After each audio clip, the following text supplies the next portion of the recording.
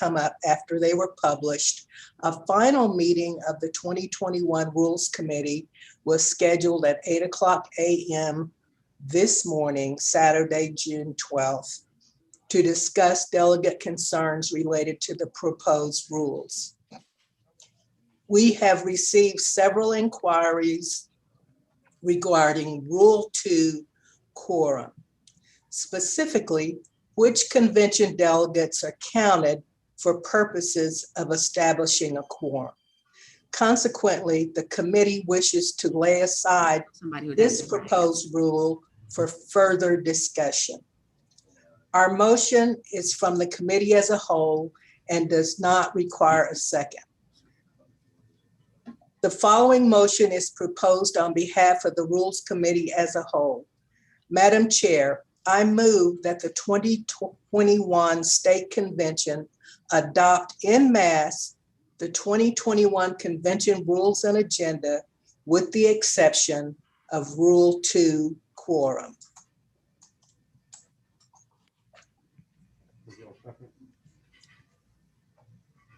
Is there a second? I need a second. A second is not required. It's a committee report. I don't think I need, there's people telling me I need a second. I don't need a second, but discussion. Is there, I see a bunch of hands. So we have debate, and debate according to the rules is 2 minutes. It is 1:55. You ready with a timer? I am going to unmute everyone whose hand I see. And I will start the clock. I'm going to reiterate, I'm going to ask you to note that there are other people who want to talk. Say what you need to say. I'm not telling you to rush your thing. Say what you need to say, but there is 2 minutes total. So I'm going to unmute you. I'm going to start with clarification, Madam Chair. Isn't it 2 minutes for and against? You are the chair of rules, so I believe you. Okay. So Alrighty, so I see 3 hands. And I'm going to ask for Jim Potts, Jody Harlan, and Sam Grafe to right now in the reactions, I want you to choose yes if you are for and no if you are against, so that I can put you in your groups. And somehow I lost everybody but Sam. Okay, there we are. That didn't work. All right, Jody, are you a yes or no? Give me this or this. Okay, thank you. Sam, I need a yes or no.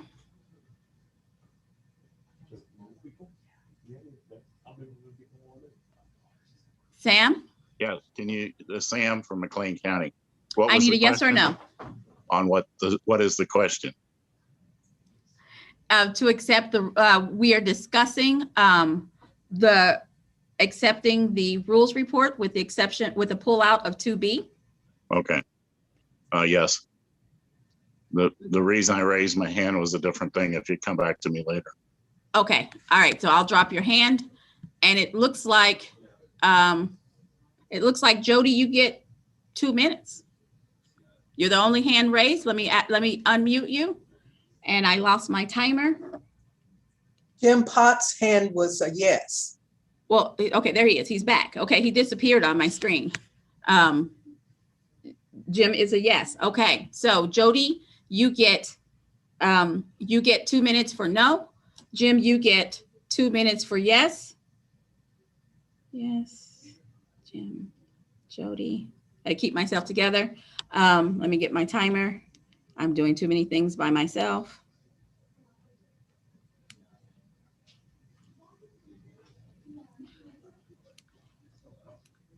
Okay. No, stop talking. No, stop talking, Jody, because your time isn't. I don't want you to lose your time. You're muted.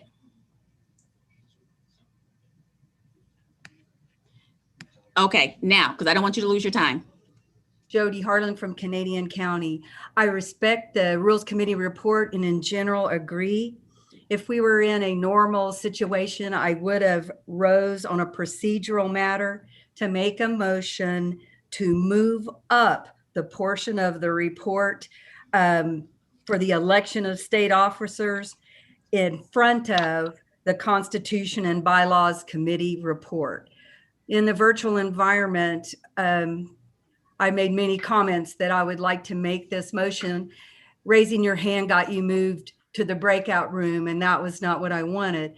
So we may need our parliamentarian to assist, but I like the report in general, but in light of the fact that we're going on 4 hours, I think election of officers takes precedence over other important business. So the official motion that I would make, and I believe that procedural matters may take precedence even over a motion on the floor. I want to make a motion to suspend the rules and move election of state officers on the agenda before Constitution and Bylaws Committee report. We want to ensure we have enough time to complete the election before we lose quorum and have to meet again on another day to deal with that matter. And if there's other people who want to speak against, I yield my time that remains. Okay, so Jim Potts, you are a yes. You have 2 minutes. There are 31 seconds left on the no side, and we will do Jim, then we will come back and see if Stephen wanted to be a no. But Jim Potts, I'm going to ask you to mute. Don't start talking until I tell you, so you can get all of your time.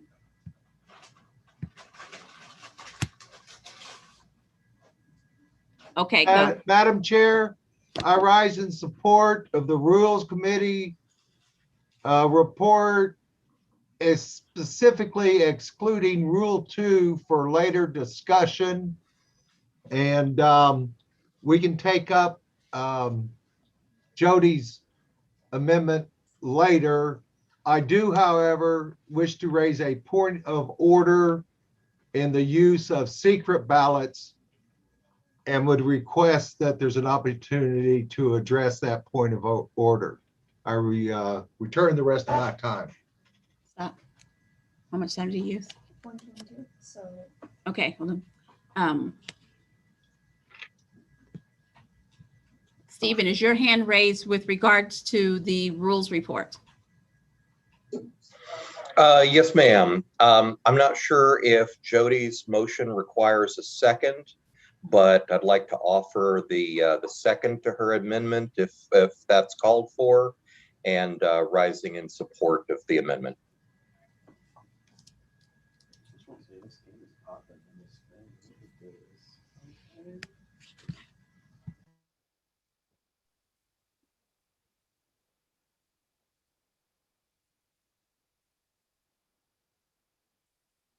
Nathaniel, do I need a second?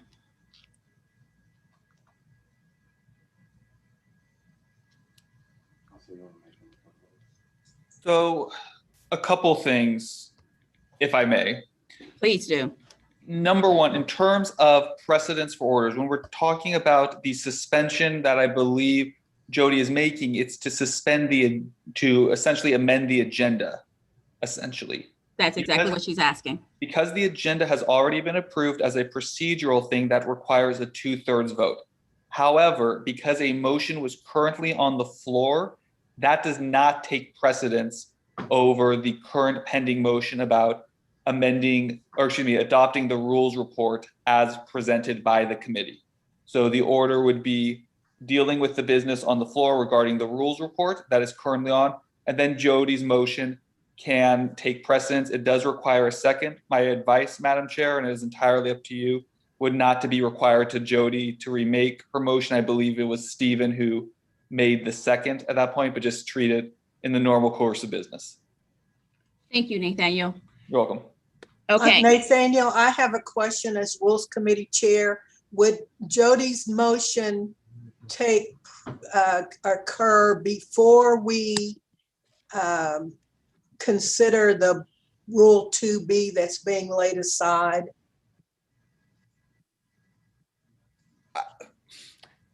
I think it can go, there can be argument either way. My suggestion to both you and to Chair Andrews would be that what we should do is address all things related to the rules, especially because some of that may concern how officer elections go, frankly, regarding quorum and other things, and then address Jody's motion, Thank you. of course. Thank you, Nathaniel. Okay, so there is a motion on the floor to accept the rules report en masse with the exception of 2B. Did I state that correctly, Jana? Yes. And I did put the motion in the chat to Joshua, Sergeant of Arms.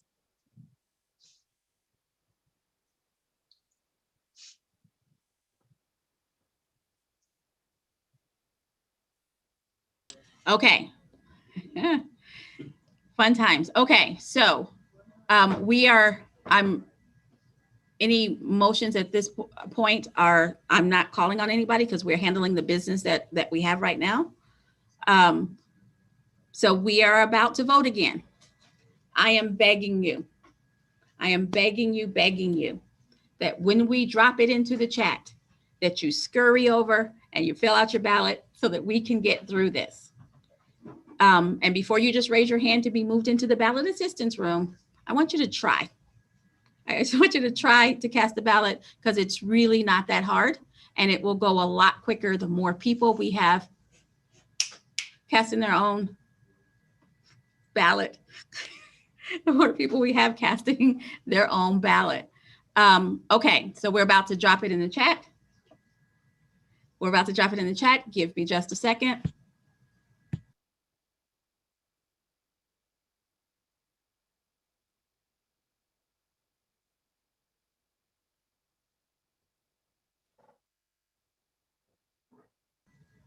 Okay, watch it before you pull up your sandwich. Make sure that we don't get the people saying that it doesn't work. The ballot has been dropped in the chat. Please click on the ballot and cast your vote. It is 2:06. I'd like to close this ballot by 2:10. It is 2:06. Please vote your vote and your proxy as quickly as you can. Please, please, please raise your hand if you need to be moved into the ballot assistance room.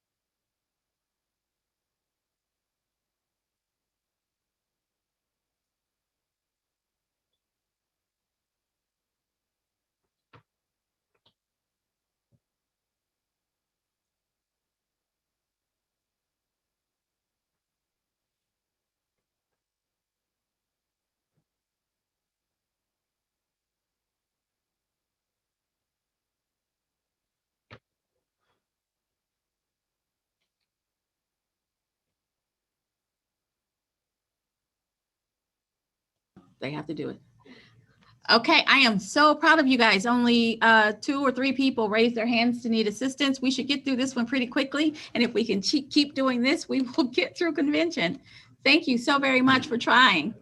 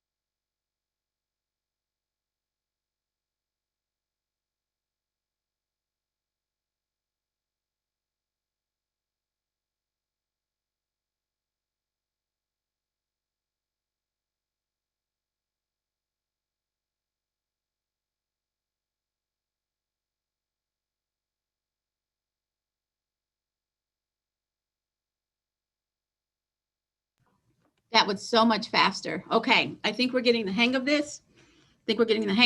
Andrew is about to share the results.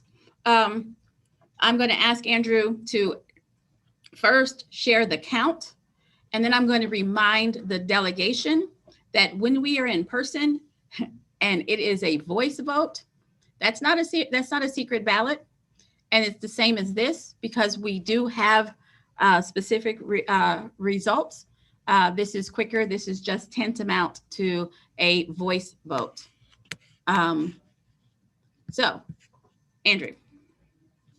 Okay, so on accepting the rules report, we have 239 abstentions. Oh, so on the motion to approve the rules report, we have 239 abstentions, 308 yeses, and 18 nos. Thank you. The motion carries. Thank you, guys. That happened so much faster, and I think that if we can just keep up that energy, keep up that we keep doing it that way, we could get through this. Okay, so Jody, I'm not going to make you. Nope, I'm sorry, Jana.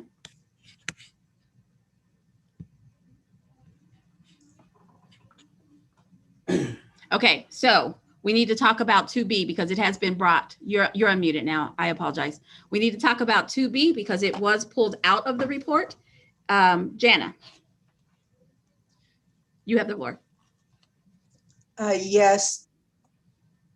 I don't really have a motion. I have the committee is not making a motion with regard to 2B and the changes. I understand that is probably going to happen from the credentials committee or possibly from Mr. Jim Potts, but we have no we have no wording for that. Okay, so you pulled it aside. So I set it aside. We it aside. Pulled it from our report. Yes. Okay. So I'm going to acknowledge, though I don't see his hand up, I'm going to acknowledge Jim Potts to make the case for the set aside for 2B. I guess I got to find him. And Madam Chair, I wouldn't mind helping on that.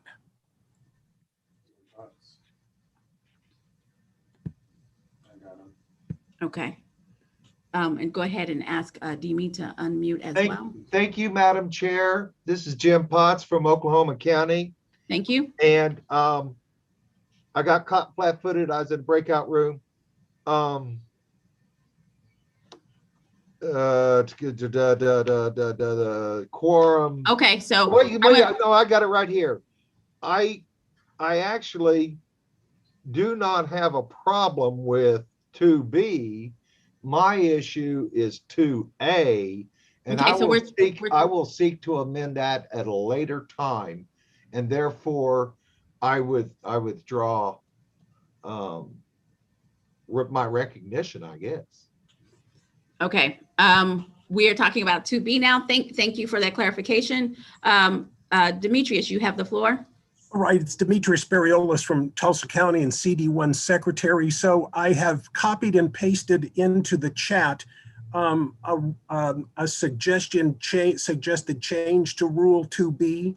The argument that I hope to make starting in the credentials report was that Article 2B Rule 2B right now as it reads, the second part of it says all other proxies shall be counted.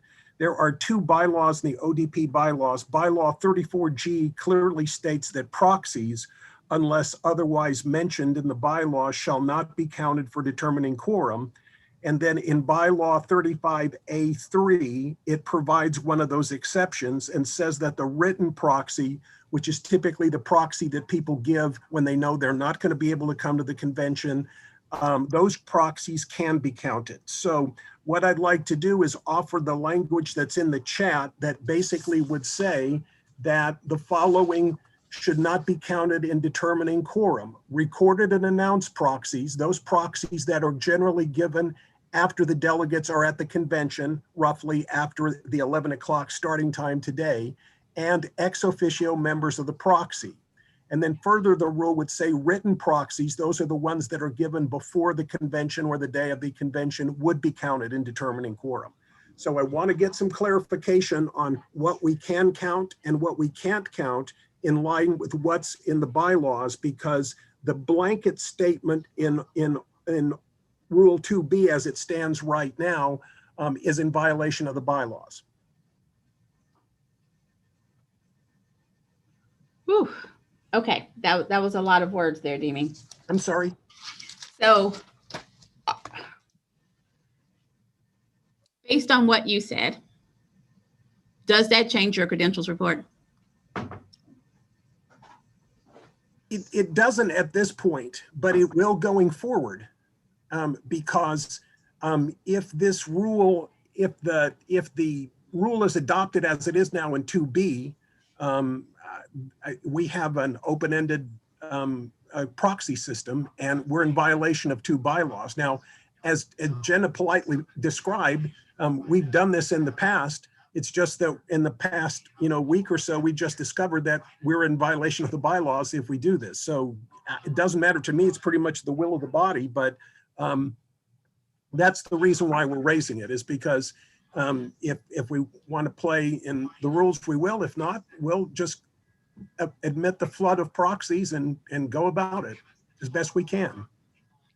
It cracks me up when you say it doesn't matter. It does matter. We want to follow the rules. It does matter. Exactly. And I submit that we have been following the rules, and we will continue to follow the rules, because the order of precedence is the bylaws and constitution, the rules, and then parliamentary procedure. So if the rule as it is written, and I agree with Demi that it is written incorrectly, but it's really a moot point because the bylaws take precedent. And if that's how the bylaws, the Credentials Committee operates, is under the bylaws, it doesn't matter what Rule 2B says.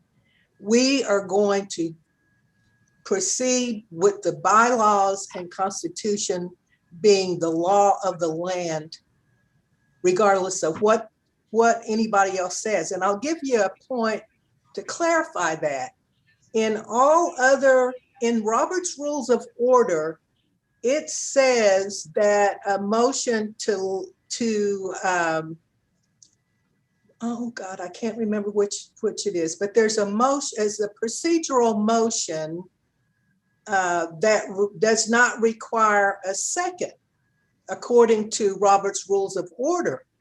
But in our Constitution, it requires a second. So we operate under our Constitution and bylaws, regardless of what parliamentary procedure says, that guy Robert, or the ODP Rules Committee.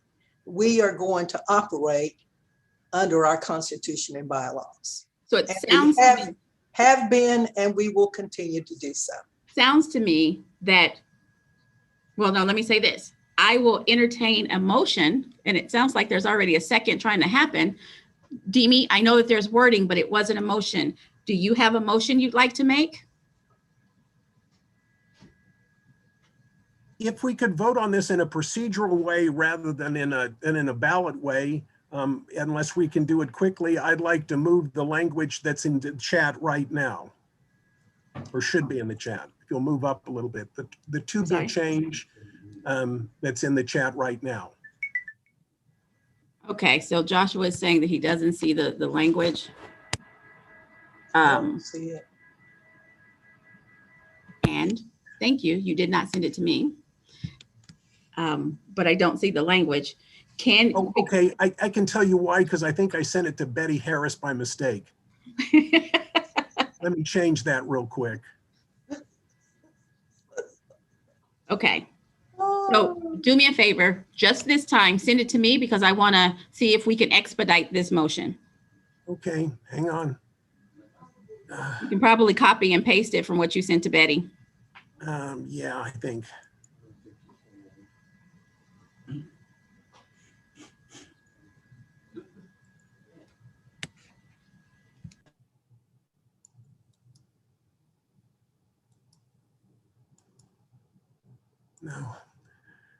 It's not letting me do it. Let me go outside a minute and grab it from where it was originally, and I'll send it to you.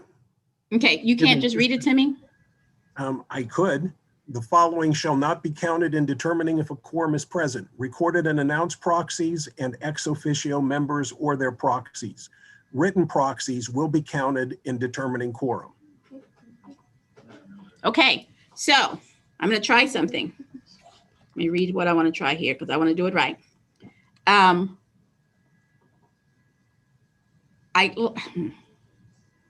want to pass I this. second that motion. Thank you, Jana. That was seconded by Jana Harkins from Oklahoma County. Hold on a second. Nathaniel, I need the language for unanimous consent. I want to see if we can get this done by unanimous consent without the ballots. What's my Sure. language? So Madam Chair, you just ask if there are any objections. You ask it 3 times. If there are no objections, it is considered to be passed by unanimous consent.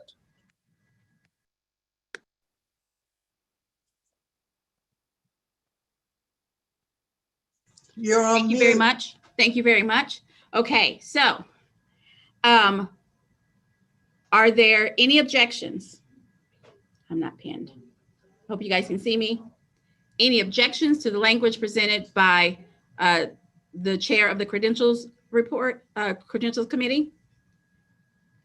Oh, I see Jim having objections. Okay, so the floor recognizes Jim Potts. I object to unanimous consent until such time that I can read and understand more fully Demetrius's proposed amendment to Tool B. Is there any way we can get that posted to somebody's chat? Please. Okay, I'll take a minute and go get it and come back. Are you trying to prolong the meeting, Jim? What's up with you? And I'm not understanding that.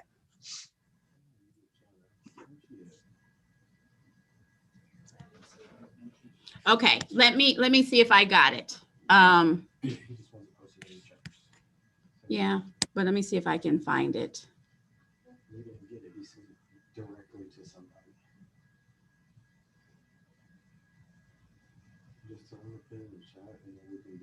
No, he's having issues with putting it in the chat, and so I don't want to.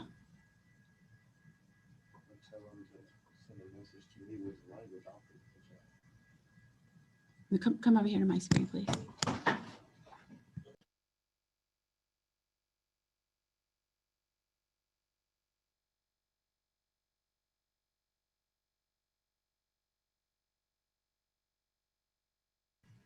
Okay, I was able to archive the chats. I have the chat. Here we go. The language that Demi wants considered is: the following shall not be counted in determining if a quorum is present: recorded and announced proxies and ex officio members or their proxies. Written proxies will be counted in determining quorum.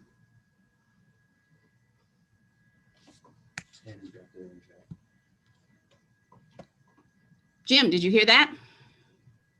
Yes, ma'am, I heard it, and now I can see it. And if you'll give me just a moment to fully absorb this, I may perhaps remove my objection. Just bear with me a moment. I will mute myself and then seek recognition. Any objections? Okay, so I see a hand. Sam? No, but he had his hand up and asked me to come back to him. I'm going to see if it's about this. Yeah, sorry, Alicia. Sam Grafey from McLean County. My question is kind of off, but in looking at the last 2 votes, there was a count of 103 no matches on the last vote and 107 on the previous. That's a significant number. I realized in our practice vote, we got email responses saying that our vote had counted. And I just want to ask all those that did not get emails on the last 2 votes that they're, and maybe suggest that they were part of the no match. That's a pretty significant number, and we all need to make sure that we get a confirmation on each vote. Thank you for calling that out, Sam. Sam Grafey, I'm sorry, you said Cleveland County? No, it's McLean County now. County. Okay, Yes. thank you.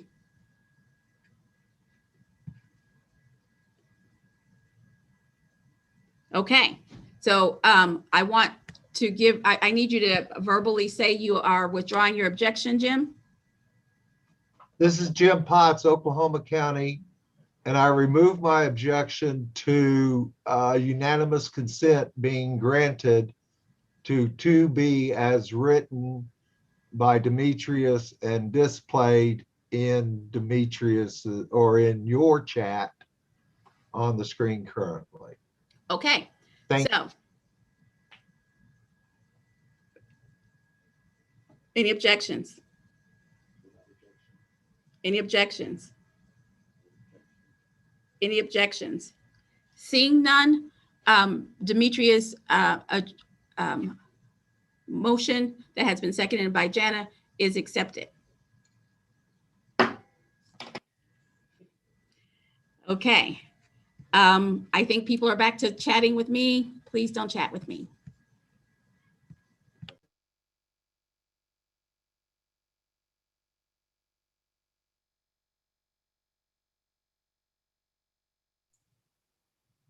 Hello? Madam Chair, you're muted. This is Jody. Hold on a second. Hold on. Okay. I want to point out where we are on the agenda. We have made it through the credentials report, the quorum, the rules committee. Jody has a motion on the floor. Are you trying? I've lost you. Oh, Are you trying to make sure that I don't skip you? Are you trying to talk about something different? no, Madam Chair, just to revisit the possible revision to the order of business today Okay.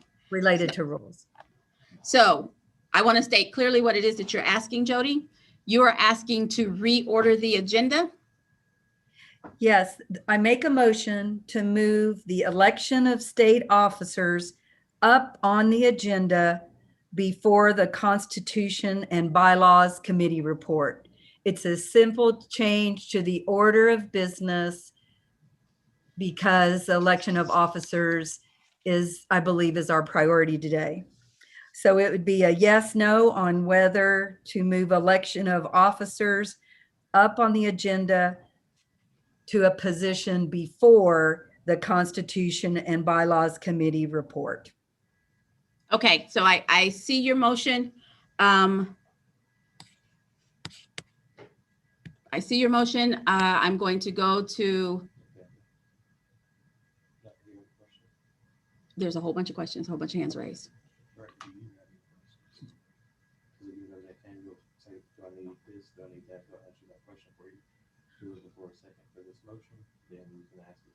Okay, okay, I got it. All righty, so there, no, I still have to have a second. All right, so I see a bunch of hands. I'm going to go to, Unless they're interruptible motions, this is a motion that's been made. okay, but it hasn't been seconded. It hasn't been seconded, but it's been made. So you either need a second or. I know, but I have a whole bunch of hands raised. Right. What I'm saying for these people Okay, I see raised hands. I see raised hands. I'm not ignoring you. I have a secondary parliamentarian in the room with me.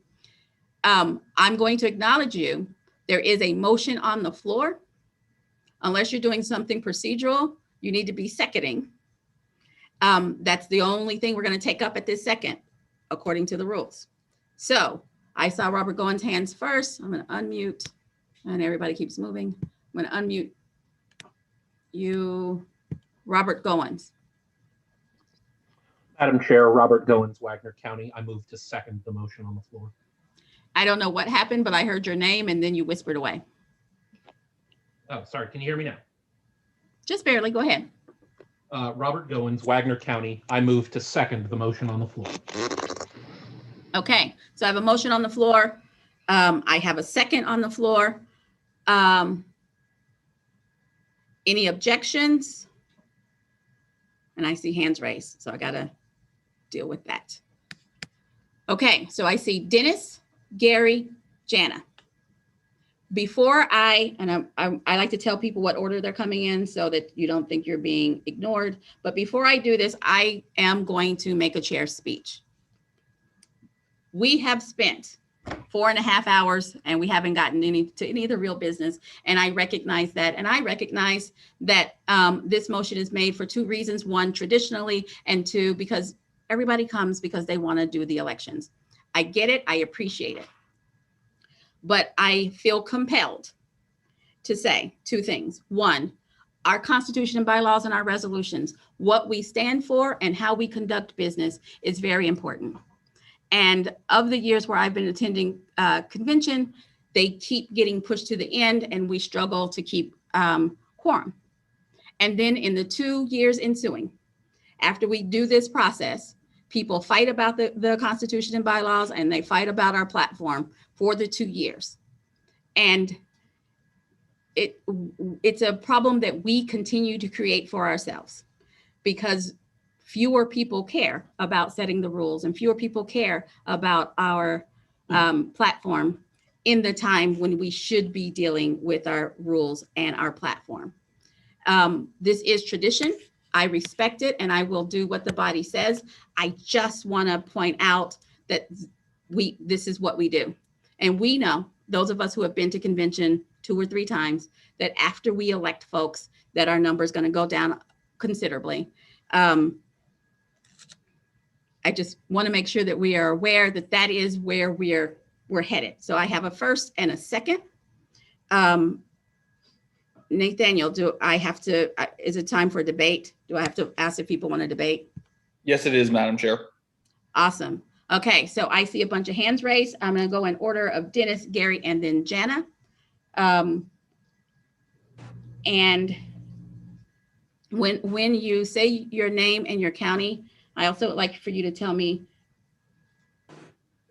if you are for or against this motion, so that when we divide up, I know I'm going to need you for timing.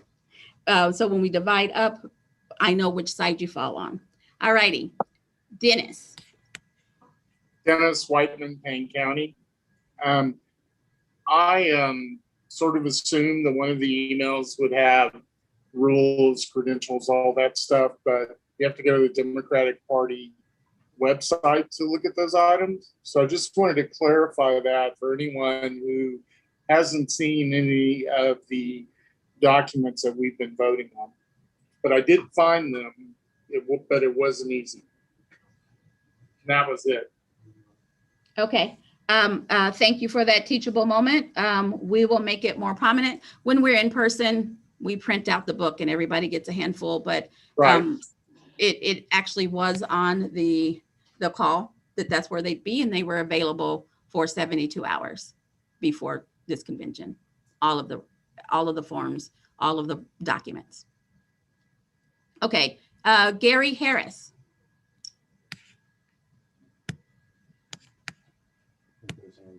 He put his hand down. Okay, we're going to move on. Jana. I'm sorry, Jana Harkins. I need to treat you with respect. My apologies. You're fine. Jana Harkins, Oklahoma County Rules Committee Chair, and I just want to make sure that the delegates understand that this motion requires a 2/3 vote of the people voting today. So it's not a simple majority. 2/3 of us will have to vote to basically suspend the rules and move the agenda item up. But I would also like to say, I urge you to defeat this motion because Okay, I think it is important. I think you're getting into debate. I want to be fair. But thank you for your point. I think you're making the same point I was making. Brandy Becerra. Hi, yes, Madam. Brandy Becerra, Canadian County. I am in agreement with moving this vote forward. I think we need to maintain quorum. We need to go ahead and move forward with this vote so we can maintain with the threshold. I think all of us are invested with also holding in and maintaining our voices for a lot of these bylaws too. So we're not all hearing everyone else's opinions on where they think the direction should partake and move forward. So I move to push the vote for our chair ahead of schedule. And that's it. Okay, so you're a yes. Yes, Thank I'm a you. yes, move forward. Thank you. Gary Harris.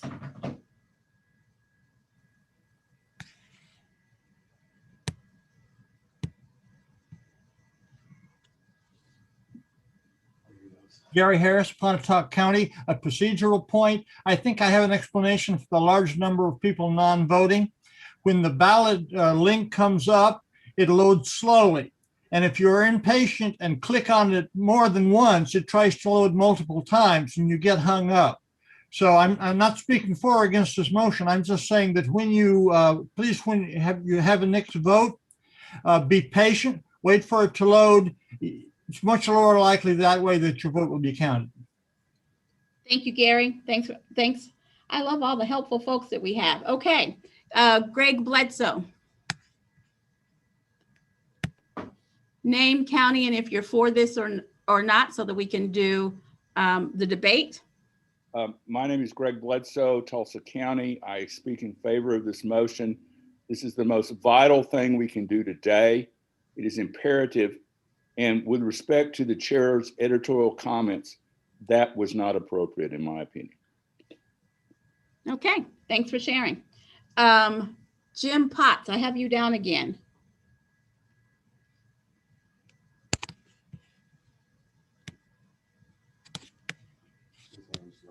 Okay, his hand was lowered.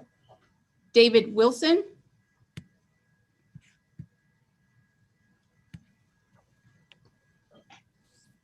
David Wilson, Tulsa County.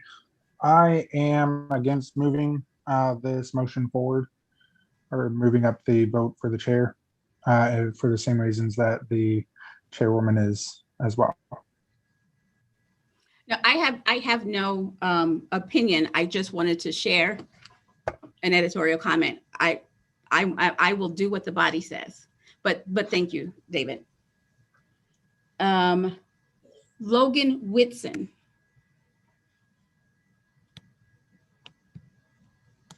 That's the 77843.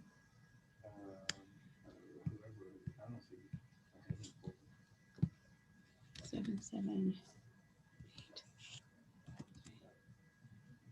Okay, so I guess Logan lowered their hand. So.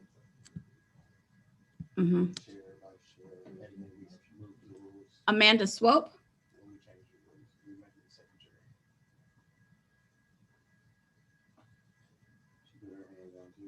They're not coming. I didn't put her hand down. Okay. Don Davis. I got to unmute. I would like to close the discussion and call for the vote.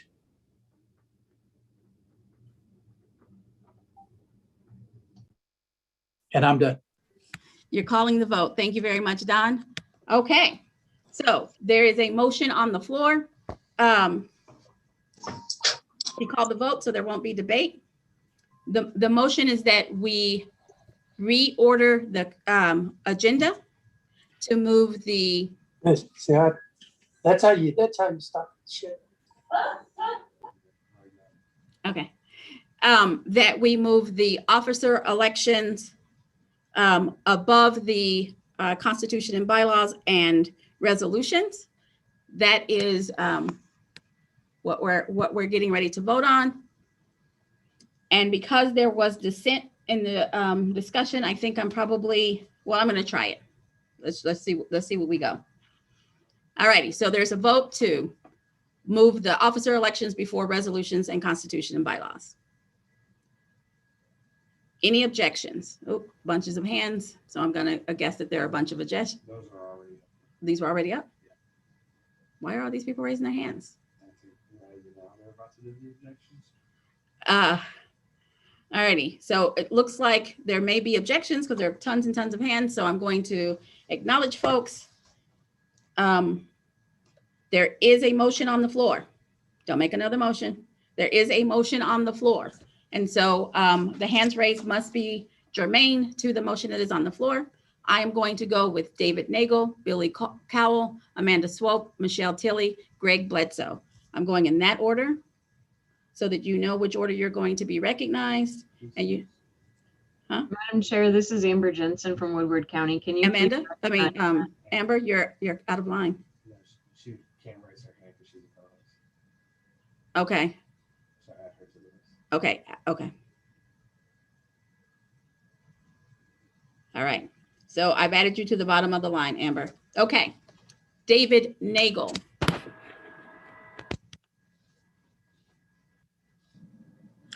All right, David Nagel, Cherokee County. Just want to state that I object to changing the agenda and want to stick with the original agenda. Thank you. Thank you. Billy, well, okay, so we have objections, so I don't need to do all of the objections. We just need, we are going to vote now. Andrew?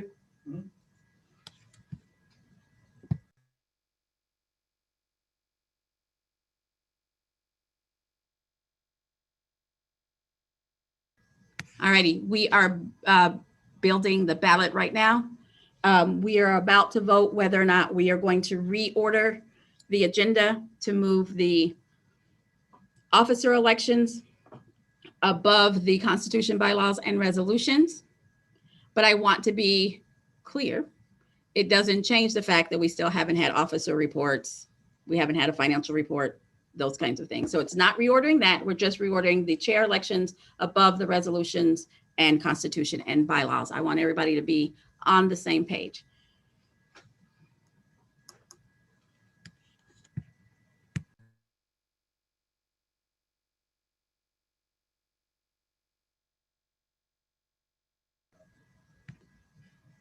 Okay, so Sergeant of Arms, would you close the room? All righty, the room is closed. The ballot is dropped. I can't admit anybody, right? Yes, you're not admitting anybody. Somebody is still admitting people. Okay, so the ballot is dropped. We cannot admit any more people. We'll get to them in a minute. So if people start texting you, that's why, because we are voting. It is 2:45. The ballot has been dropped. I'm going to encourage everybody to please, as Gary, as Gary pointed out, to be patient as you go through your ballot, but do finish your ballot timely.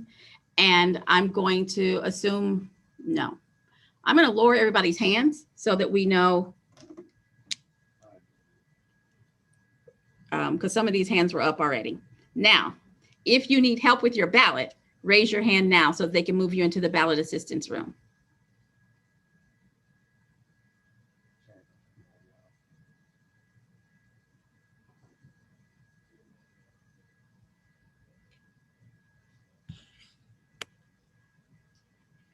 Definitely know how to get her ballot on the call.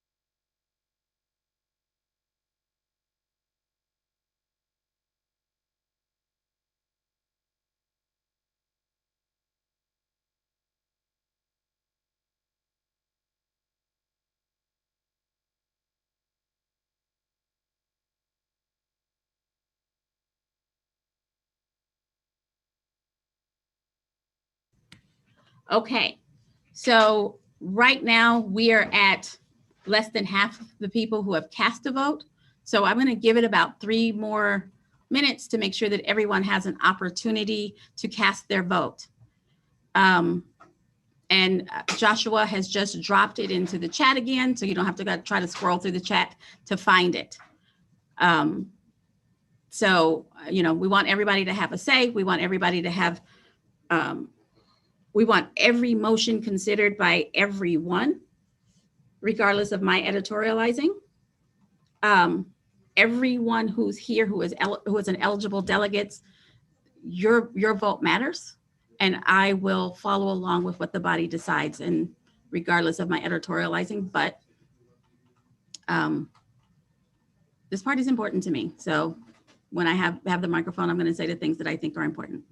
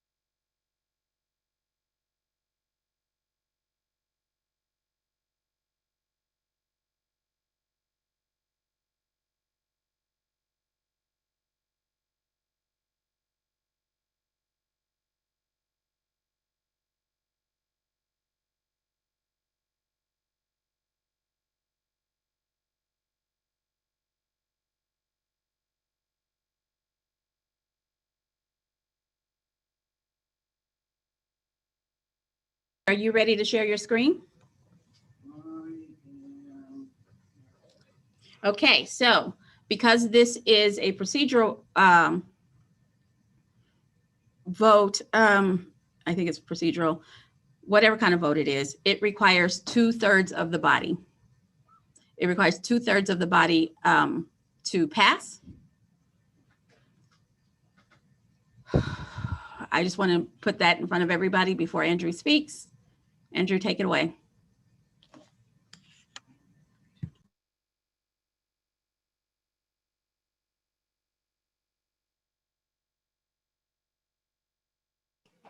All right, ladies and gentlemen, here's what we have. On the motion to reorder, we had,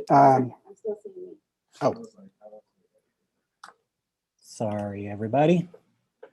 So on the motion to reorder, just before I get started, to explain the no matches. What no matches are if you voted more than once, the ballot system will kick out your earlier ballot because you should only have one vote. And then two, because convention registration was open, we had a number of people who thought they were delegates that registered. So if you are not a delegate, it will not count your ballot. So that's what the no match is. So on this vote, we had 212 people not vote, 235 vote yes, 118 vote no. Because this is a 2/3 vote, it fell just shy because 2/3 is 66.67%. So only 5 to 8 votes short of passing. Wow. Wow. Okay. So the motion did not carry. It did not carry the required, the required 2/3. So we will be proceeding with the agenda as ordered. I am going to say it again, that I think that this business is important, but so is the election of the officers. And so it is important that we handle the business judiciously. I'm going to, Sergeant of Arms, if you would open the room again and start letting people in. I see you, Greg, but there are other people. There were a lot of people trying to get into the room to participate in this vote, but once we closed the doors, we couldn't let them in, so we need to let those people in. And there are hands raised. I see. Oh, hands dropped. Did hands drop? Okay. I see Laura Lovell and then Greg Bledsoe, and I'm going to call you in that order.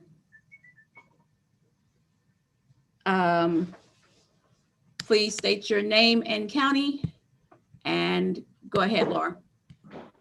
Hi, I'm Laura Lovell, and I represent Adair County as chair. And the voting seemed to be very confusing. It only had aye or nay, but not what we were voting on. And I think some people did not give the answer they wanted to give because they were unsure of if they should have voted aye or nay if they wanted the election of the chair to proceed. And so I think if they could be a little more clear and we could have another ballot, I think the people would be able to make their clear vote that they meant to make. That's all I have to say. Thank you. Greg? Madam Chair, the motion to call the question was not seconded and was not voted on, and therefore was improper. The parliamentarian should confirm that. Therefore, the vote was invalid, and I move that my point of order be sustained and the vote on this issue be rescinded and debate continue on the proposition of moving the elections forward. Nathaniel. Oh, what's his name, Daniel? I'm parliamentarian. Yep. All right. So here's where we're at, basically, is that as a reminder, there is a limitation on the debate rules in general to 2 minutes for each question, 2 minutes against. At the time that the motion to close the debate was made, by my calculation, there were literally seconds left before debate actually expired.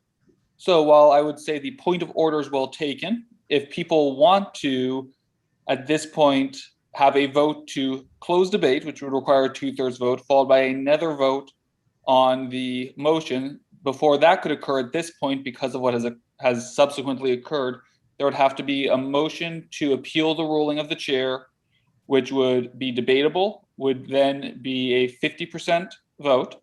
If that passed, then it would be a vote on closing debate, and then it would be a vote on the motion. So that's just kind of where we're at procedurally at this point. I hope that makes sense to everybody. Madam Chair, does that make sense to you? Just a second.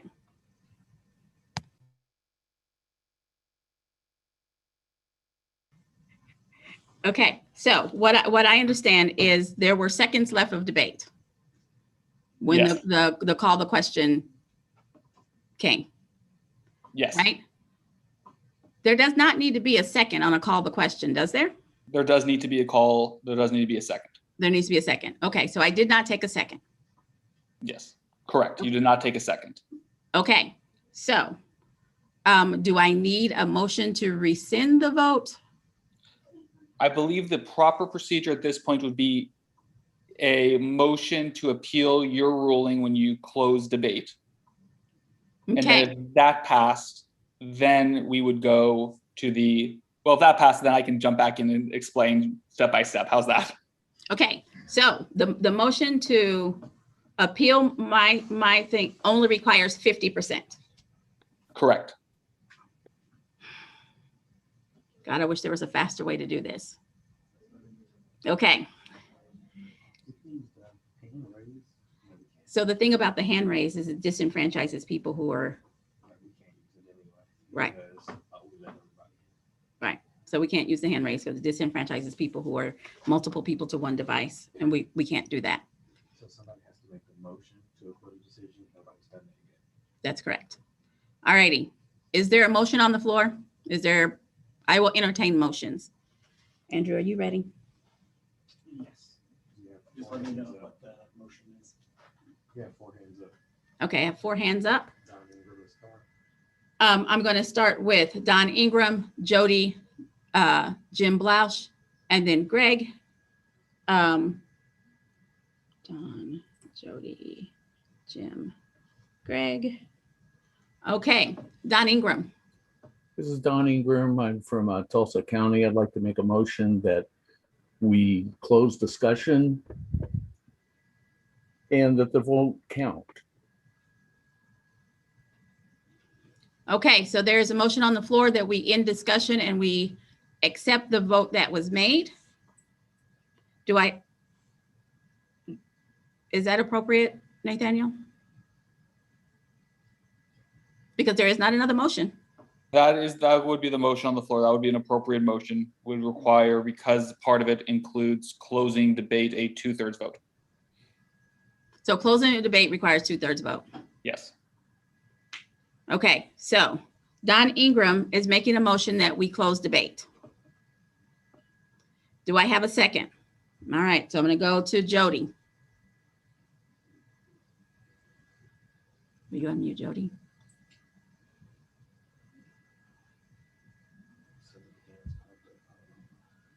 So I'm going Don, Jody, Jim, Greg. That's the order I'm going. Yeah. She put her hand down. Jody put her hand down? Okay. Jim Blouch? And I hope I'm not saying that wrong. Did he put his hand down too?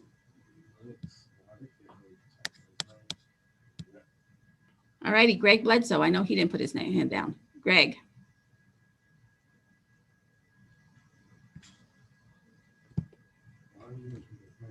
Greg, I've acknowledged you.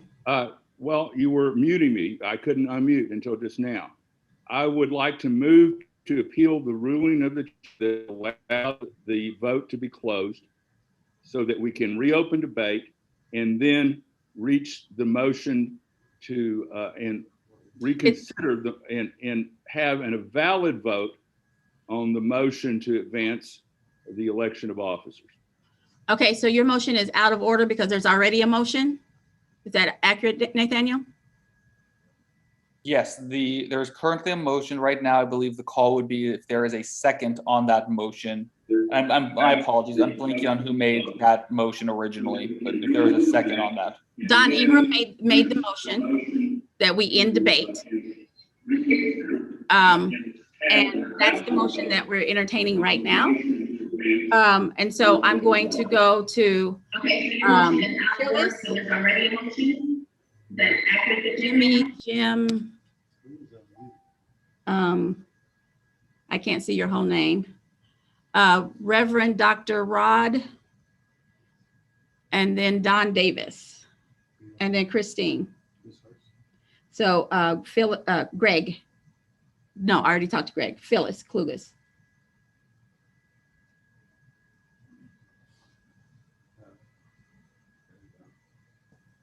Phyllis, Can you hear me now? Yes. Okay, I'm trying to get the buttons done. My point is, we've already disposed with the purpose of going ahead with the chair vote to save time, because now we're just debating. And I second the motion that we get on with it and have our stinking convention. Thank you. Thank you, Phyllis. Jim, I can't see his whole name.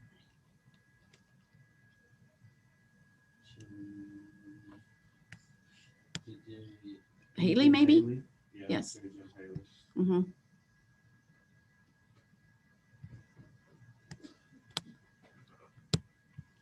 Mr. Haley, you are muted.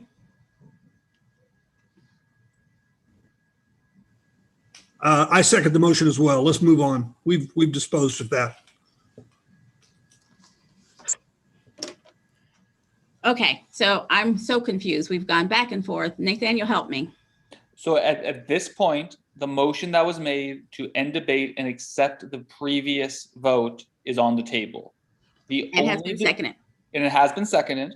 The only debate that should be occurring at this moment is on that specific motion.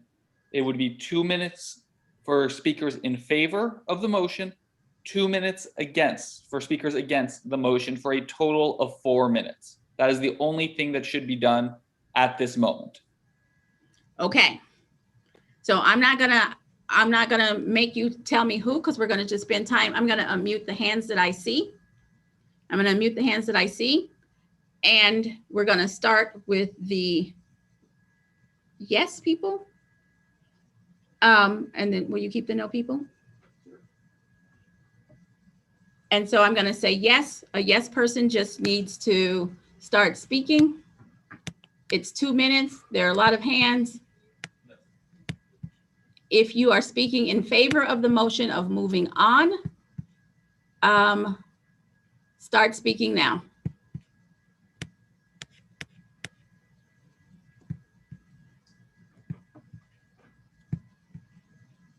Don't everybody start speaking at once.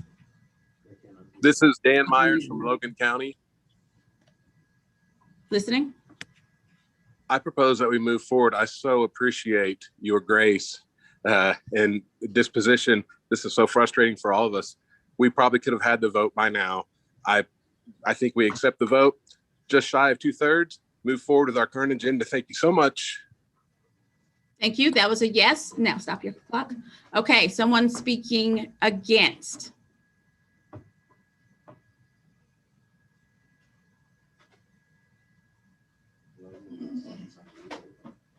I've unmuted. I've given everybody whose hands up can unmute. This is Logan Whitman from Payne County. I think we should leave the floor open for discussion, and I also don't think we should change the agenda. Thank you. Stop your clock. All righty.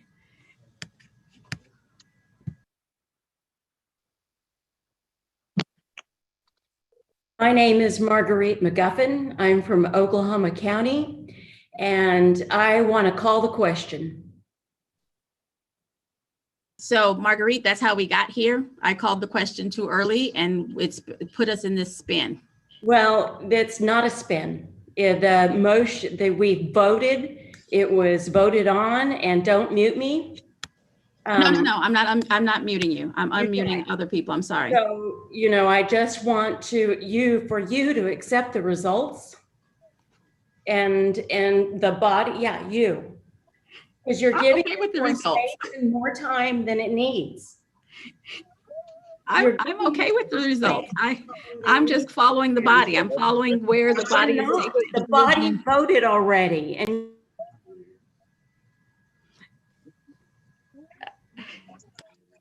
Okay, all right. Anybody else speaking?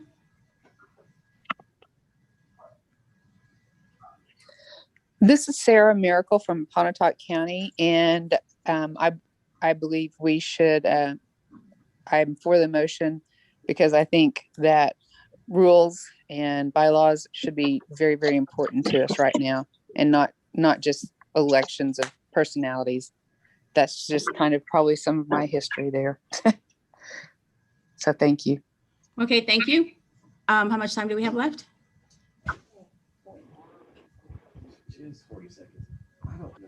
Point of order, Madam Chairman. Yes, I didn't hear who that was. Your name and your county? This is Helen Kusek from Logan County. Go ahead. The revote is out of order. That question was clearly on the ballot. It's incumbent upon the people voting to read their ballot before they vote. Thank you. How much time do we have left?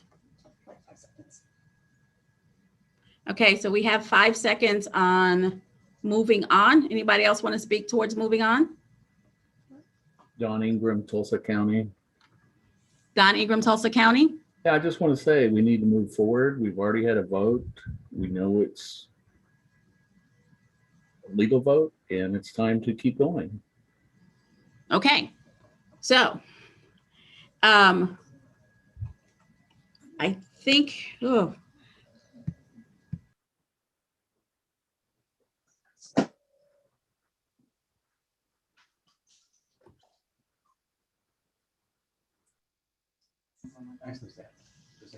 Nathaniel?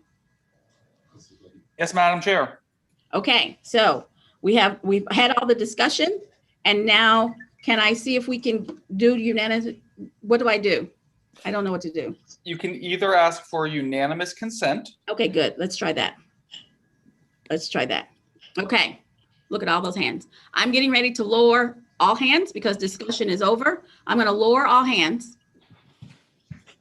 So if you, oh, I need you to lower hands. When I did the transcript, I can't get there anymore. Thank you. Okay, don't raise your hand yet until I say something, please, please, please. Okay. There's a motion on the floor that we move on with the agenda as it is ordered by the Rules Committee. Any objection? Any objection? Shit. Shut up, Charlotte. Are their hands raised? Okay, because I can't see them anymore. Okay, so there are objections. Okay, okay, so now there's objections. We're not going to discuss it anymore. We've already had debate. We are going to vote. Ready? Is this a majority or 2/3, Nathaniel? Because it was a motion to end debate and accept the ending the debate part makes it a 2/3. Drat. Okay, so this requires 2/3. So I'm going to ask the folks who, the conscientious objectors maybe, I'm going to ask everybody to please vote so that we can get a full count on this. Are we ready?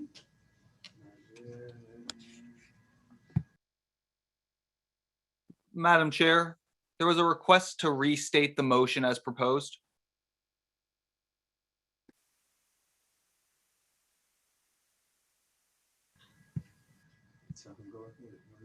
Okay, so the motion that is on the floor that we are voting now is to, we're voting to leave the agenda as it was ordered by the Rules Committee. This vote, because it is a revote of the something that was set by one of the committees, requires 2/3. Requires 2/3. So the ballot is in the chat. It is 313. I heard some folks say that there were issues with technology. So we're going to leave this ballot open till 3:20. I encourage everyone to vote patiently, but quickly and only once. And raise your hand if you need help and they will move you and we will get this vote done. 3:20 is our deadline here. Thank you.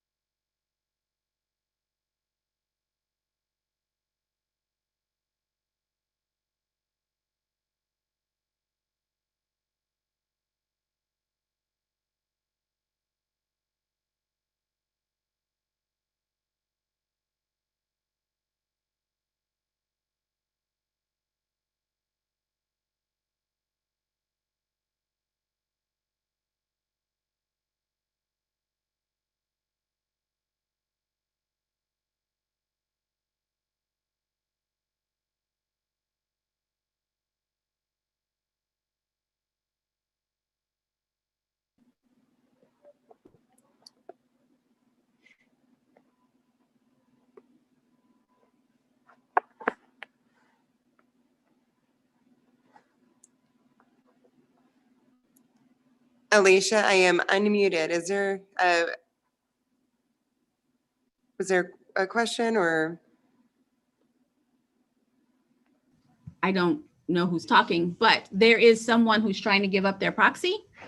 Oh, okay. He's been trying to get his proxy for 15 minutes. It's Ben Alpers.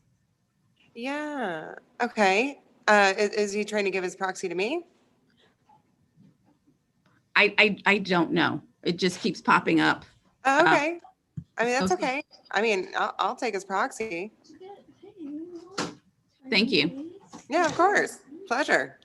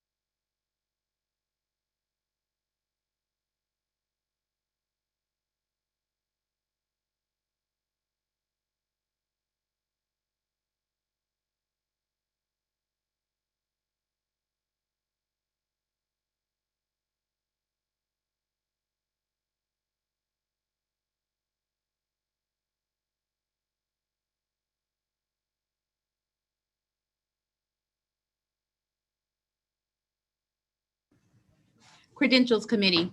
Ben Alpers from Cleveland County, ALPERS, is needing help. He's just needing some questions answered. So if someone can take him into one of the credentials rooms and help him, I'd be grateful, and I'm sure he would be too. Alicia, we have him in the proxy one room. He's getting help. Thank you.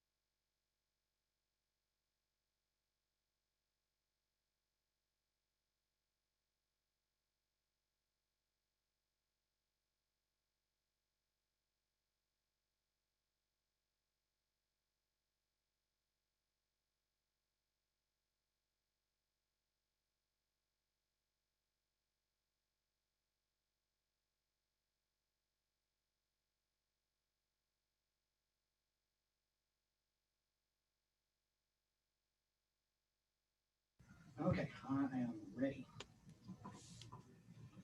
Okay, Andrew, you ready to share your screen?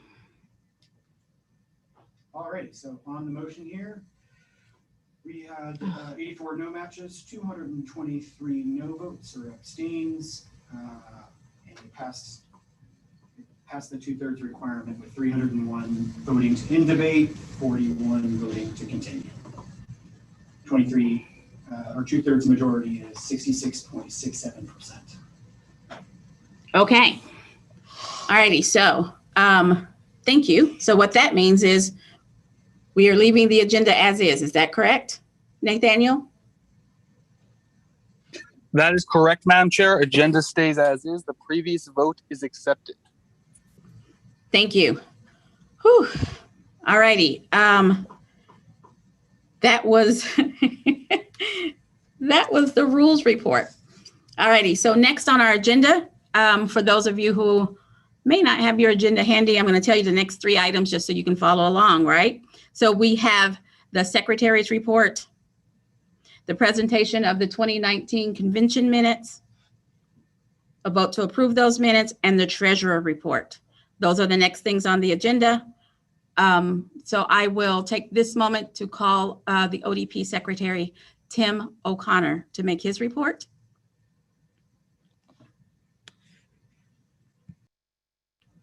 Tim, does someone need to share anything, any screen for you, or you got it?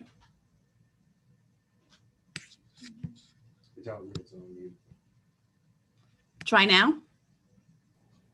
There we go. Thank you. Thank you, Madam Chair. I don't have in the interest of time, I don't have much of a report. I'd like to thank the delegates and party activists for allowing me to be your secretary the last 2 years. I also want to give a personal thank you to Dave Ratcliffe for all his help in with the helping me through some of this secretary stuff. So I would, is there a copy of those minutes that people have been able to read for the 2019 convention? That's what I was asking you. Do you have a copy of the minutes, or do we need to share them? You need to share them. But the minutes from the 2019 convention were done by a stenographer. All the text and everything, and it was a long text, and Ryan helped me work through and make a condensed version of that. It should be available. It should be available on the website after we approve them, but pretty standard. If you want to look at the manuscript, I'm sure that will be available at the state party as well. So I would ask for unanimous consent to approve the minutes as presented.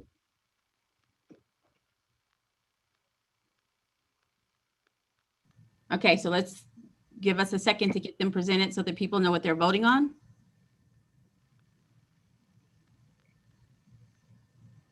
That what he's posted is going to be a summary of motions made and whatnot. But they have an actual dialogue manuscript that was done by our stenographer for the 2019 convention that should be made available. Anybody interested in reading through the whole manuscript?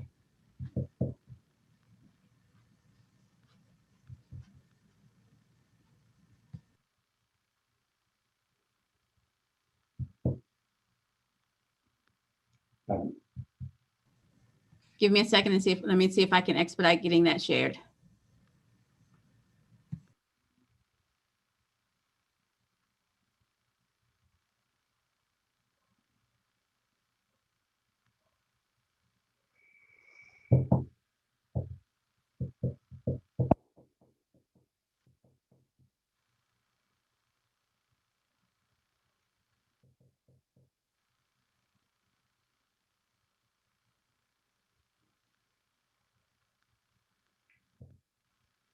I try to make it faster.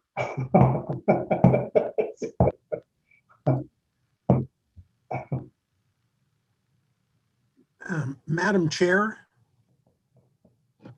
Yes, Demi. it's Demetrius Barriolas from Tulsa County in CD1, and I'd like to call a question on the motion for unanimous consent. Okay, prior to seeing them, is that what I'm hearing?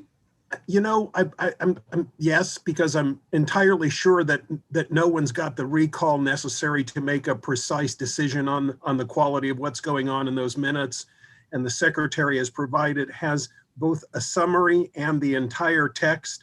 So if there's something of concern, people can go by the headquarters and read it. But I don't know anybody in this room that can call up stuff from 2019 and say, oh, well, we did it this way. So that's why I'm asking for Well, no, and I was call a question on consent. I was just asking for clarification so that I could get the motion, right? So Madam Chair, I provided to you. Okay. Yep. People are just, Madam Chair, if I may, as parliamentarian, before you call for a second. Sir. Thank you.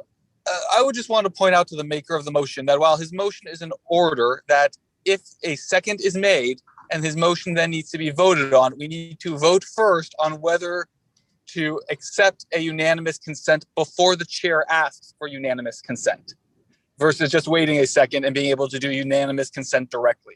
So I just wanted to point that out to the maker of the motion prior to a second being called for. A stunning announcement of unparliamentary procedure, so I'll withdraw the motion for calling the I'll withdraw calling the question. Sure, man. Sure, me too. whatever it takes. Okay, thank you.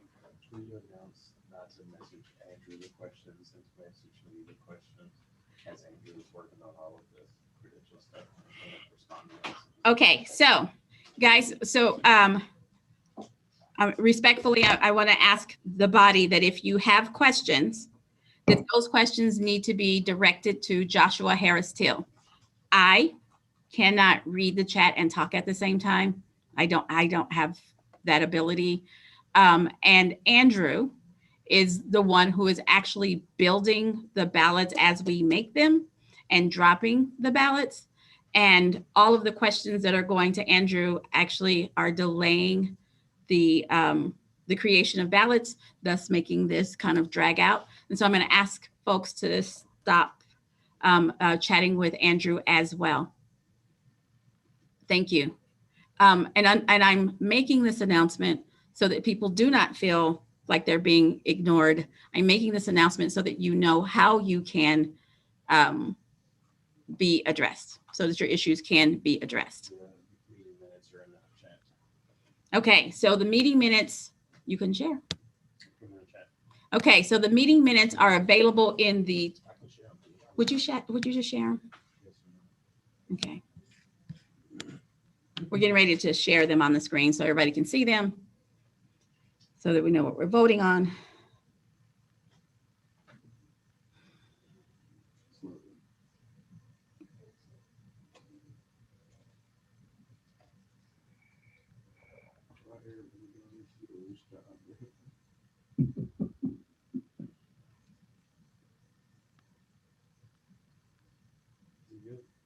I can see it. Thank you.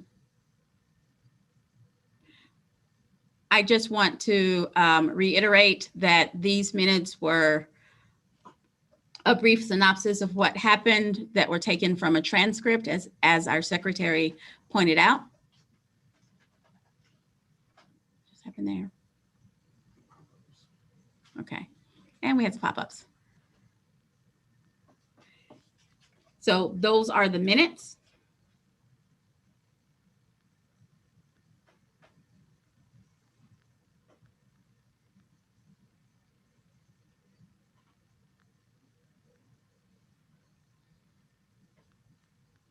Did you drop them in the regular chat as well? And they're also dropped in the chat. Should you just want to look at them on your own screen the way that you want to see it.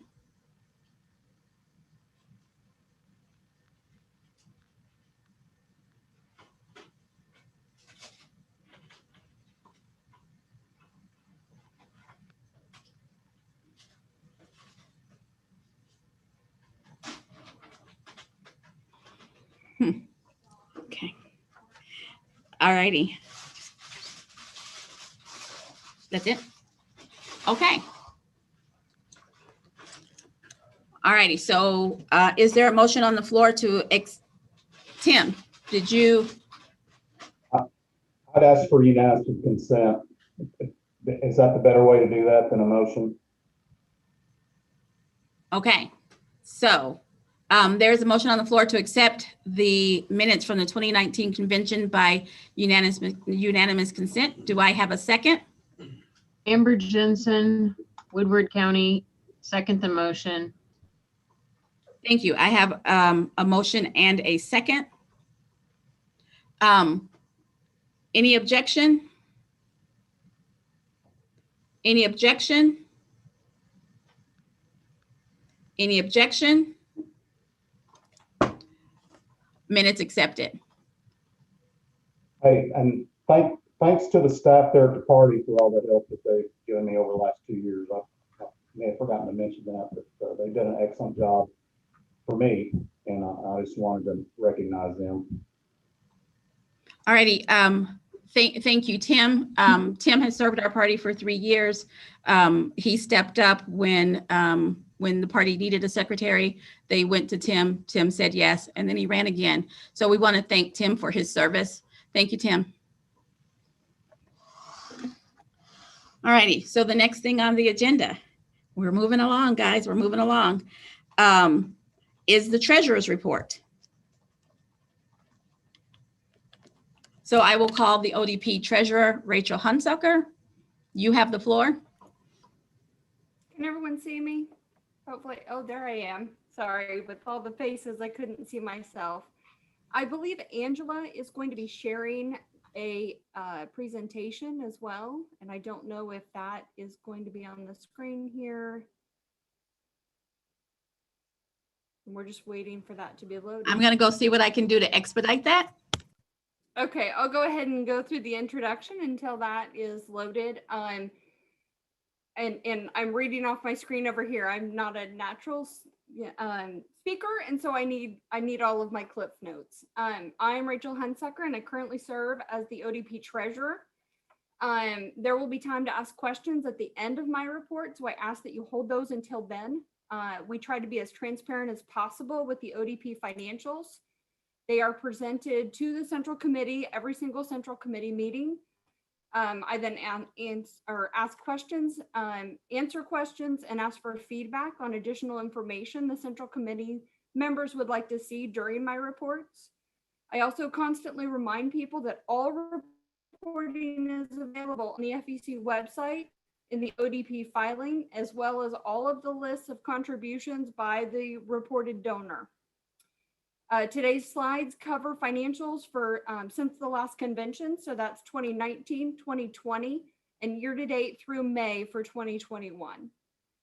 While reviewing these slides, please note that they do include in-kind donations. These appear under the revenue line for in-kind, but also under expense accounts. We combined them. So if we had a regular and an in-kind account, let's say insurance, where someone had underwritten the part of that, we've combined those together for the purpose of this reporting, just to kind of consolidate the accounts a little bit. Also, as part of our internal controls, we do ensure that in-kind revenue and expenses nets to zero every month. Please also note that budgets have been presented and approved by the Central Committee for each year since the last convention. Due to the vastly different fundraising models of election and non-election years, these budgets vary greatly. We are still working on the best method for budgeting and have proposed changes so that we can have more people involved in not only budgeting, but evaluating how we are doing financially compared to those budgets. And so that responsibility is clear. Okay, Angela, if you'll go to the next slide. Okay, and hopefully you guys can see that okay, and on your screen you should be able to zoom in a little. This first slide shows revenue expenses for fiscal year 2019. The revenue budget for this year wasn't broken out into the various categories, so I'm just looking at the revenue in total. Overall revenue was down 109,000, but expenses were also under budget by 84,000. Convention expenses were over budget. However, there were significant savings in payroll, advertising, professional fees, training, and utilities that offset that revenue deficit. Angela, if you'll switch to the next one, which should be for fiscal year 2020. And sorry, my screen is small. Hopefully it has the 2020 financials out there. In 2020, there were several joint fundraising agreements, or JFAs. These are shown in separate lines. And when budgeting for 2020, we didn't know the JFAs that would be created. We knew there would be some sort of an uplift from campaigns. However, so we did increase the federal contribution budget. The Biden JFA revenue and expenses are specifically listed. Also this year, the officers and staff were involved during the initial setup of the JFA account, had access to all the information, and were able to verify proper reporting was done. Proper reporting for the 2016 Presidential Victory Fund was an FEC audit point. So we were proactive this year, so we didn't have those issues for 2020. We were not going to let those things happen again. The large increase in the DNC contributions was primarily due to additional support for the CD5 race. Other JFAs included in that line were for the Horn and the Broyles campaigns. The Oklahoma Future Fund, or OFF, those contributions were for coordinated campaigns. This included buy-ins and some DCCC fundraising. You can see the impact of all of these through increases to the payroll line, postage line, and printing expense line, as they far exceeded the budgeted numbers, which was for regular expenses. Also in 2020, the FEC final results were published, and the impact of that was settled with the FEC. This audit was started in 2017, and I reported on the audit findings during the 2019 convention. A copy of the report is available on the FEC website. Total fines you will see under the ethics line number. This $26,000 included $12,000 specifically related to the handling of the 2016 Presidential Victory Fund and those filed reports. Around $7,000 was due to missing an ODP filing deadline, and the remaining fine was due to other ODP deficiencies. Because of, I can't say this enough, because of the incredible work of the ODP staff to resolve these deficiencies and all of the corrections of the past filings that were done, our compliance attorney estimated that the fines from that last category were reduced by about 50%. I mean, I cannot say enough great things about the ODP staff. We also brought the FEC and Oklahoma filings in-house, no longer outsourcing to external firms. This really helped with accountability, with deadlines, with timing, and also especially access to information. Angela, if you'll change to the next slide, which should be for year-to-date expenses through the end of May. The months following an election, especially a presidential election, are normally lean fundraising times. As you can see in the displayed report, the ODP is currently under the budget for revenue. A small portion of this could be in the difference of timing of how we broke out the budget, but we are very aware of the lower revenue, and we actually discuss it weekly in our Wednesday finance calls. Fortunately, we did have a cash balance on hand to help, and so that helped cushion that reduction, and we are still able to pay our bills timely. We didn't incur any additional debt or delay payment of things. Angela, if you'll change to the next slide, it should say balance sheets.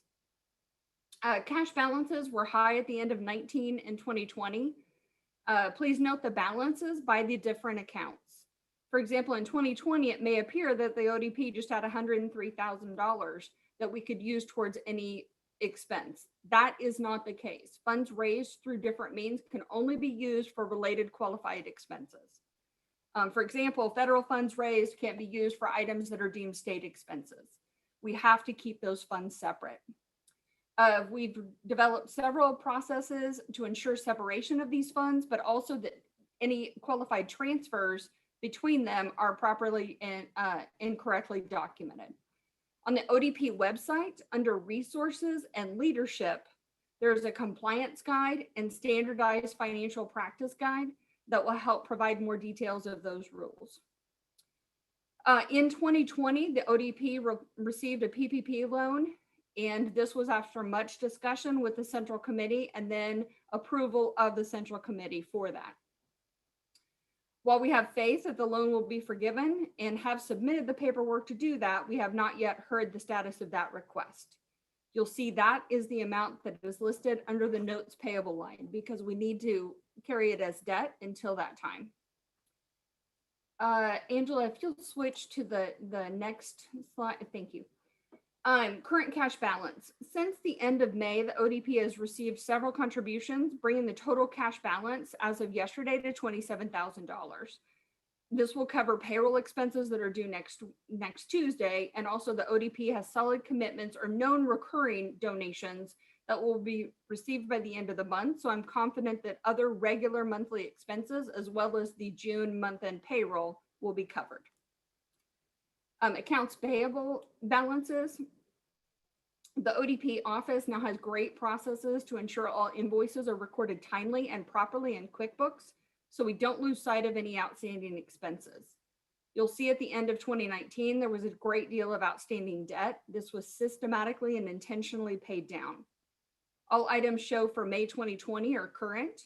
You'll occasionally see credits on this report when a payment for recurring expenses is made prior to the invoice date. Normally, this is for the office rent, which is the KCDS Holdings, and then also our monthly compliance attorney fee to Sandler and Reef. And then Angela, if you'll switch to the next slide, thank you.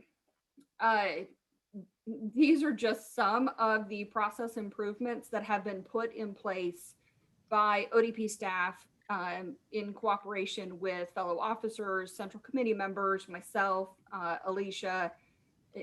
It's taken a lot of effort, and I'm really proud of the work that we've been able to do. Again, the ODP staff has been amazing in getting these changes made. I've solicited feedback from other Central Committee members, from business leaders for additional internal controls that are needed. And we also reference the FEC audit opinion to create controls and Rachel? policies that, oh, yes. We're getting some requests for you to speak up, please. Oh, I'm sorry. Can you hear me now? I don't know where my speaker is on this thing. Can you hear me better now, Alicia? Nope. Sounds the same. Better now? Yeah. That is better. Yes. Okay. Uh-oh.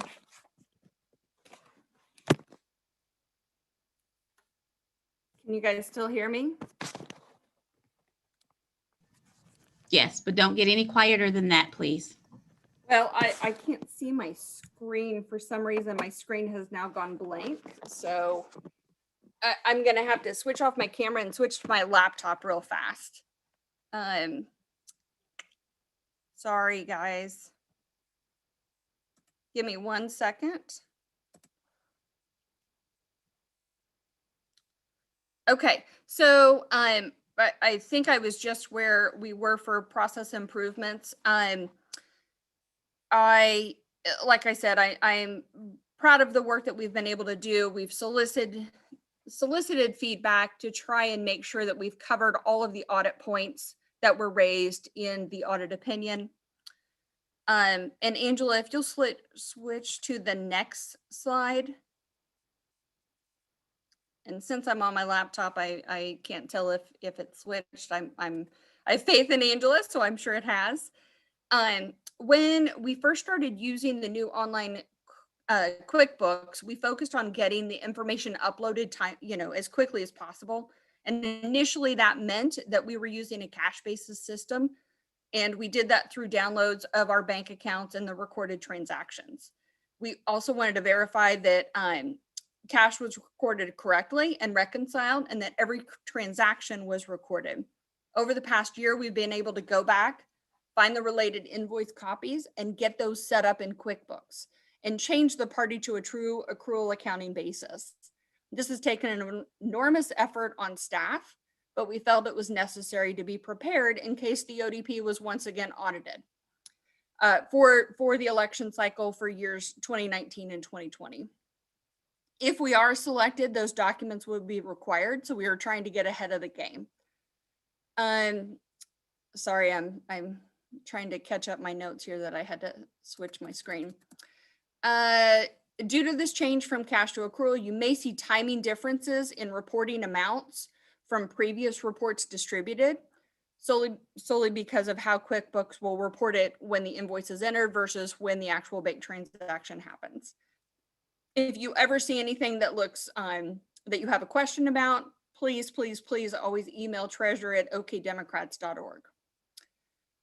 For the FEC audit itself, when I was notified of the FEC audit, I think 2 months after I was elected to my first term as treasurer in 2017. And it was truly an all hands on deck situation. Everyone pitched in, and the office staff was able to dig through files and find all of the documents that were needed. The ODP didn't maintain the records the way that we probably needed to address the FEC audit. And so, as I previously mentioned, we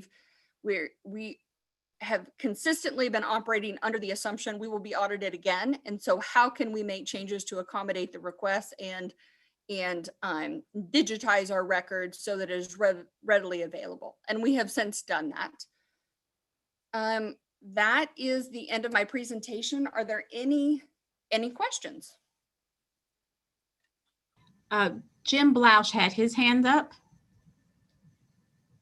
Jim, do you still have a question?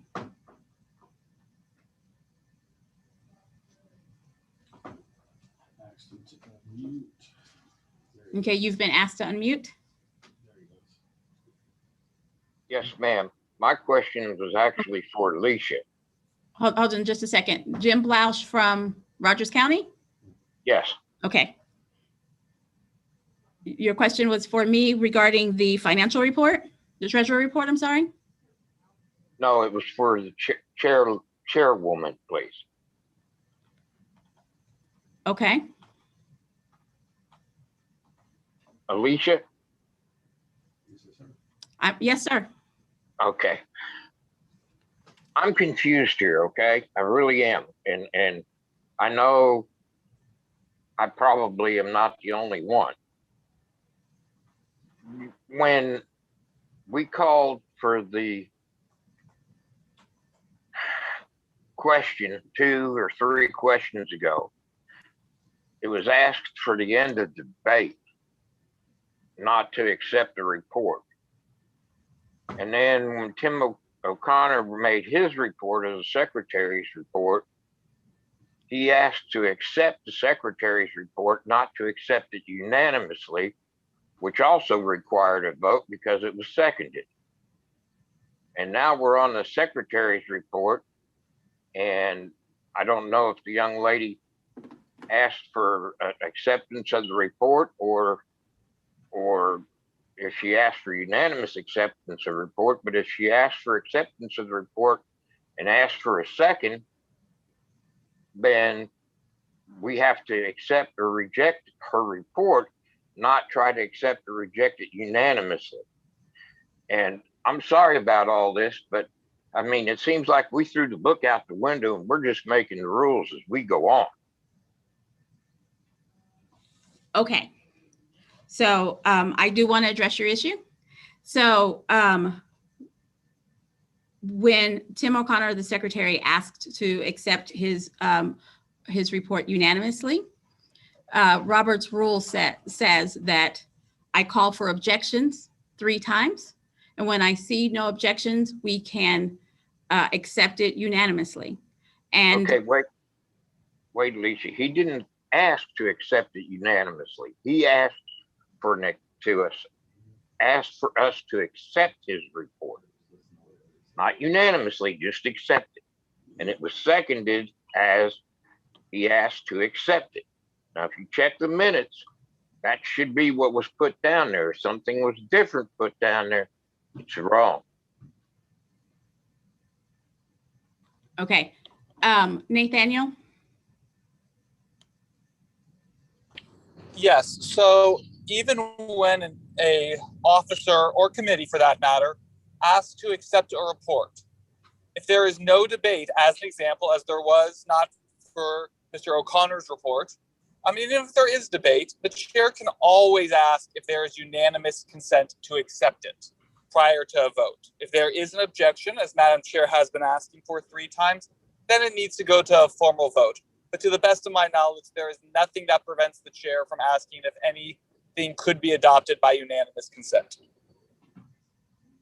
All right, thank you, Nathaniel. That's all I needed because I thought we were moving on with just throwing Robert's Rules of Order or the rules of order out the window and just making our own as we went along. Thank you, Alicia, for addressing my question. Thank you, Jim. I want everybody to feel comfortable and feel like we are following the rules.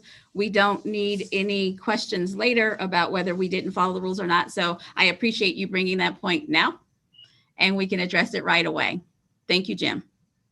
Now, were there any questions for our treasurer regarding the treasurer's report? I can't see it. Okay. I see hands up, but I can't see them. Okay, so I am told that Danae Burris and then Jana Harkins. So Danae, and I can't see them, so I can't unmute them. Thank you.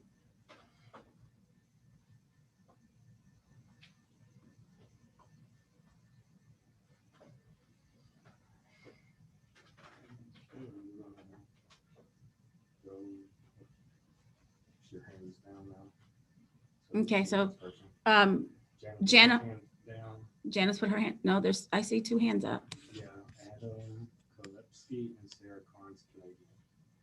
Okay, so we're going to start with Adam Kopetsky and then Sarah Carnes. Adam?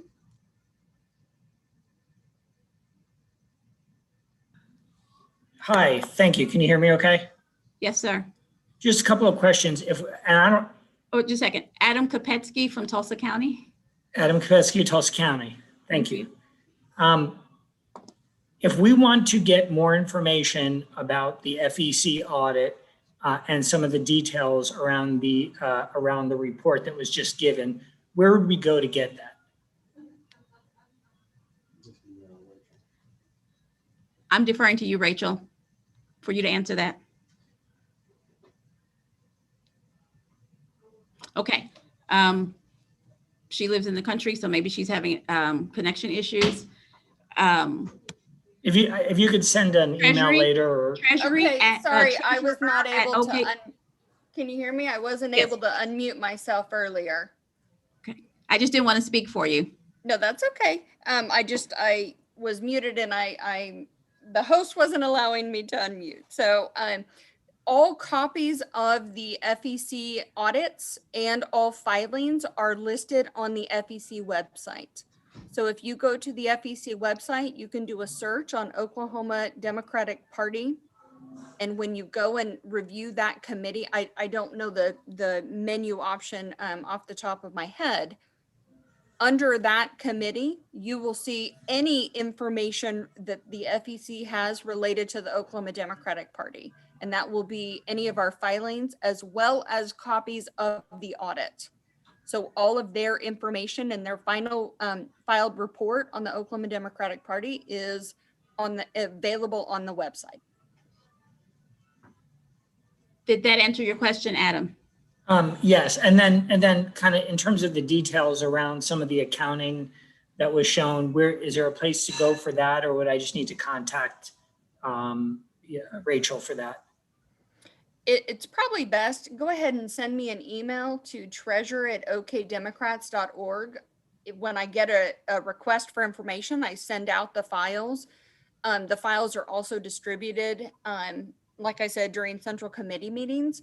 Our online QuickBooks, though, is not available for anyone to just log into the accounts and see the information. So I would just need to hit a button and be able to print out the reports for whatever you request.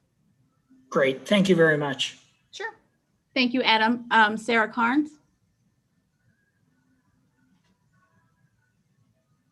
Hi, I just have, I've asked Joshua and also Andrew, I don't have necessarily a question for the treasurer, but in the past, I'm involved in several organizations, and normally since we're not in person, you attach the documents so that the individuals that are making decisions and voting on things have an adequate amount of time to review prior to voting.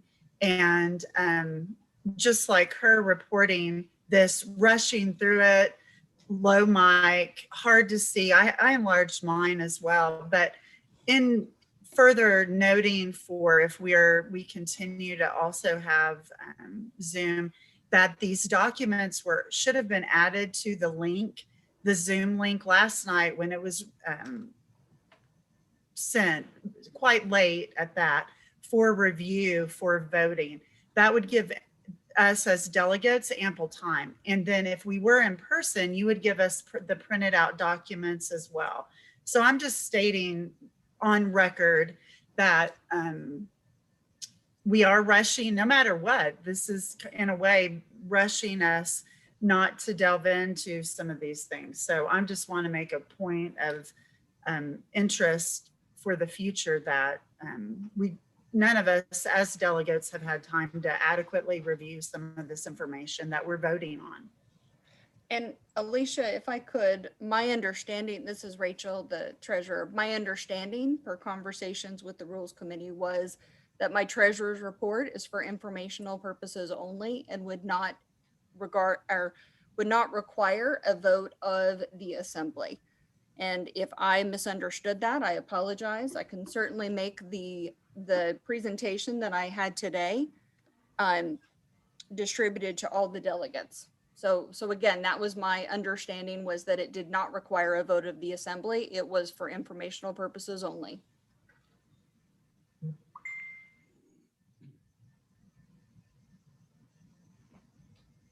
I'd rather you say it now, Sarah. I'd rather you say it now to get comfortable, because the question is now hanging in the room and everybody wants to know. So please say it. You're muted. Even as information only, and I get that because we're delegates, that the information only part should have been attached to the Zoom link so that we could kind of, if we're not voting on it, that we still had time to review. So then we had ample time to present questions about the report. Showing us it in real time doesn't give us enough chance to evaluate the information to then present questions, because we're all going to sit here going, I don't have any questions, unless you were like me trying to, use my phone and take pictures of what was being presented and us being able to look over it. So that's what I want to say, that even in presentation mode, because I get us having the financials not being for public review, but as delegates, we should have had that presentation to have at least more than 5 or 10 minutes to review the presentation, because obviously a lot of us don't have questions because we barely could hear it or read it in the presentation. And it's still not even in the chat as a review for us to be able to click on it for review at this time. So I'm just saying that. Okay, your point is noted and appreciated. I will share, no, sincerely, it's appreciated. We always want to strive to be better.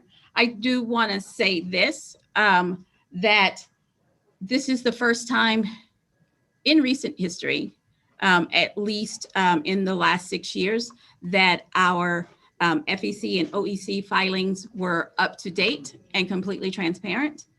And so this information be clear, I am not minimizing your concern at all, Sarah, but I want to share with folks who now have questions and are going to want to go look at it and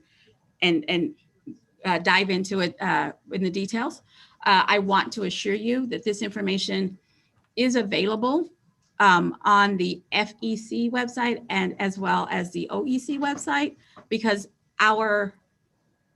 thank you to the staff and thank you to Rachel and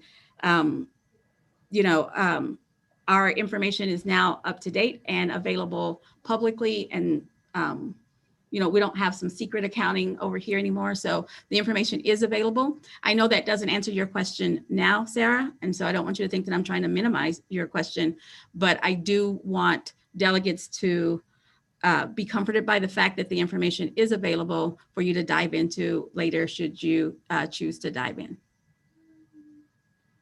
Any other questions with regards to the treasurer's report? This is Amber Jensen from Woodward County. I can't raise my hand. I just wanted to Thank be you. on the list.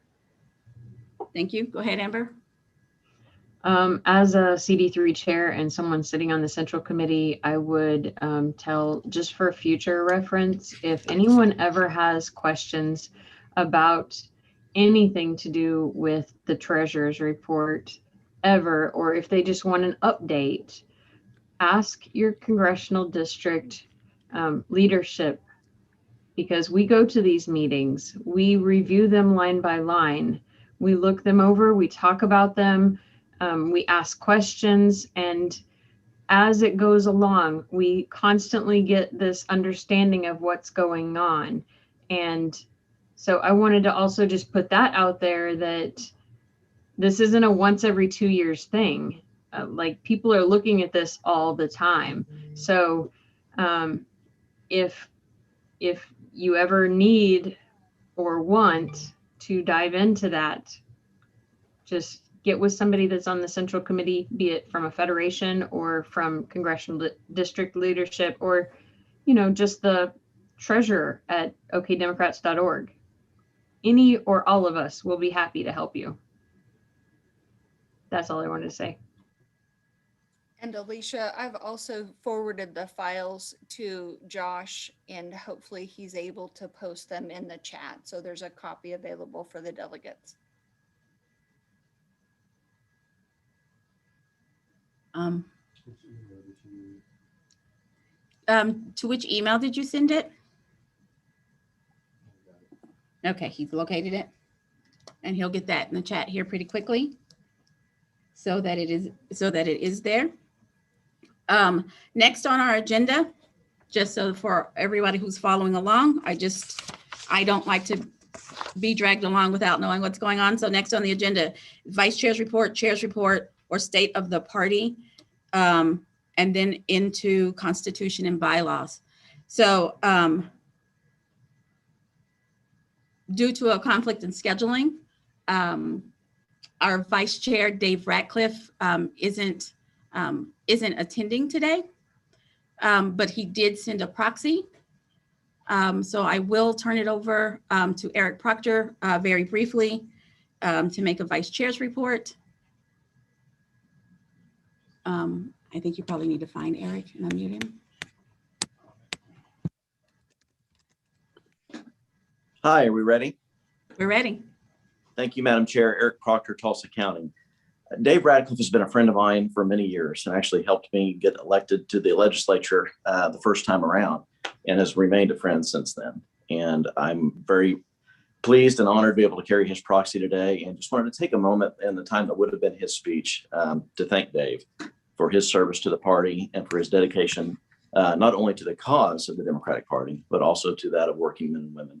And on his behalf, thank you all for being here today, and for your patience, and for what you do every single day to make life better for our fellow neighbors and Oklahomans. But on Dave's behalf, thank you, and wish him Godspeed and all the best.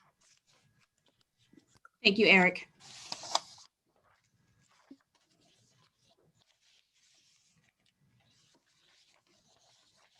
Okay, so now it's time for the chair's report. I'm sorry. Jonna and Johnson. Okay, so Johnson, I will recognize, do you have a question? Let me unmute. Okay, Johnson?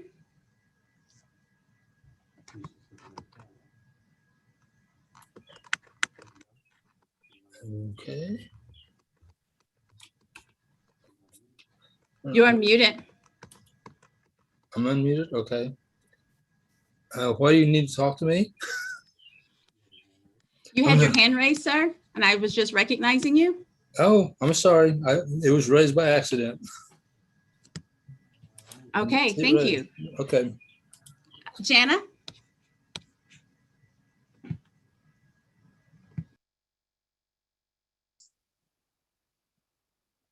Hello, this is Jana Harkins with Oklahoma County.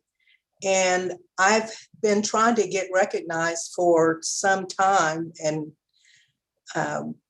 this time it was with regard to Rachel's report. And as most of you know, I have spoken regarding the Finance Committee or the Treasurer's report for the last umpteen thousand years. And I would be remiss if I didn't do so at this convention. But I have 2 points, and and I'll be very brief.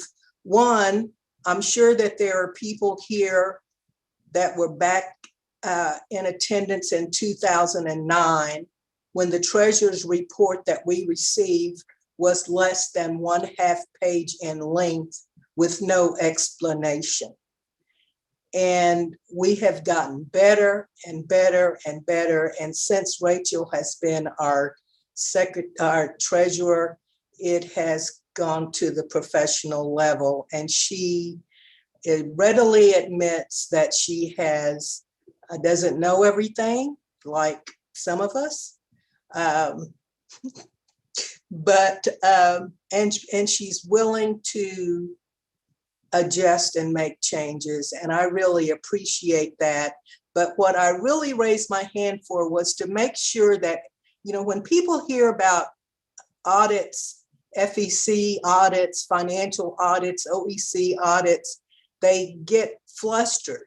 But I just want to remind everyone that the audits that Rachel referred to are audits for previous periods. They are like for 2016 and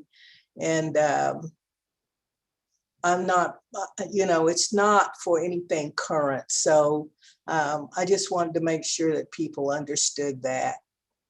Thank you. Thank you for that clarification. And that is accurate. The audits and fines were predated 2019. Thank you for that. Dennis Whiteman.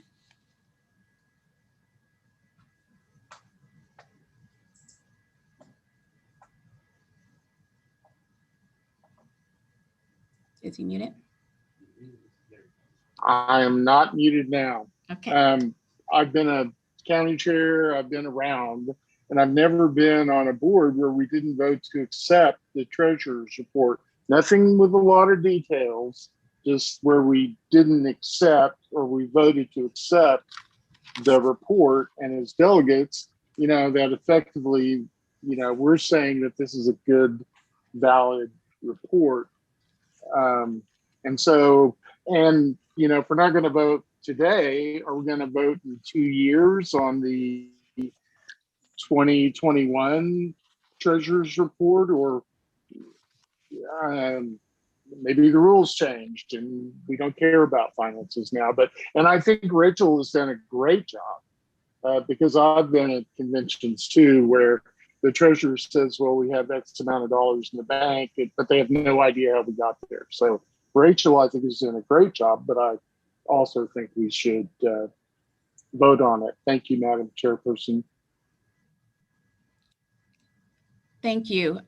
Logan Whitson. Well, I was trying to decide if I was going to ask Nathaniel about that. Logan Whitson. Yes, Logan Whitson from Payne County. I would just like to second the motion, I believe, that is on the floor to go ahead and approve the treasurer's report, because I'm confused as to like what we would need to look at more in depth as delegates. I am a delegate and I was pleased with the information I received and I'm ready to vote on it. All righty. Point of order, Madam Chair. Jana Harkins, Oklahoma County. I should have prefaced my former remarks by saying that financials and treasurer's reports are my world, my job. I really love it more than I love the Oklahoma Democratic Party. But in the past, you're correct. We have voted on the financial report. We go forward and we learn. It is not in order for this body to vote to accept any financial report that is not audited financials. Per the request of the Oklahoma Democratic Party State Convention several years ago, our financials, our Constitution does not require that our financials be audited. As a CPA, I disagree wholeheartedly with that. But that's what this convention decided. And it will be against it. To vote on the financials would be out of order because our financials are not audited.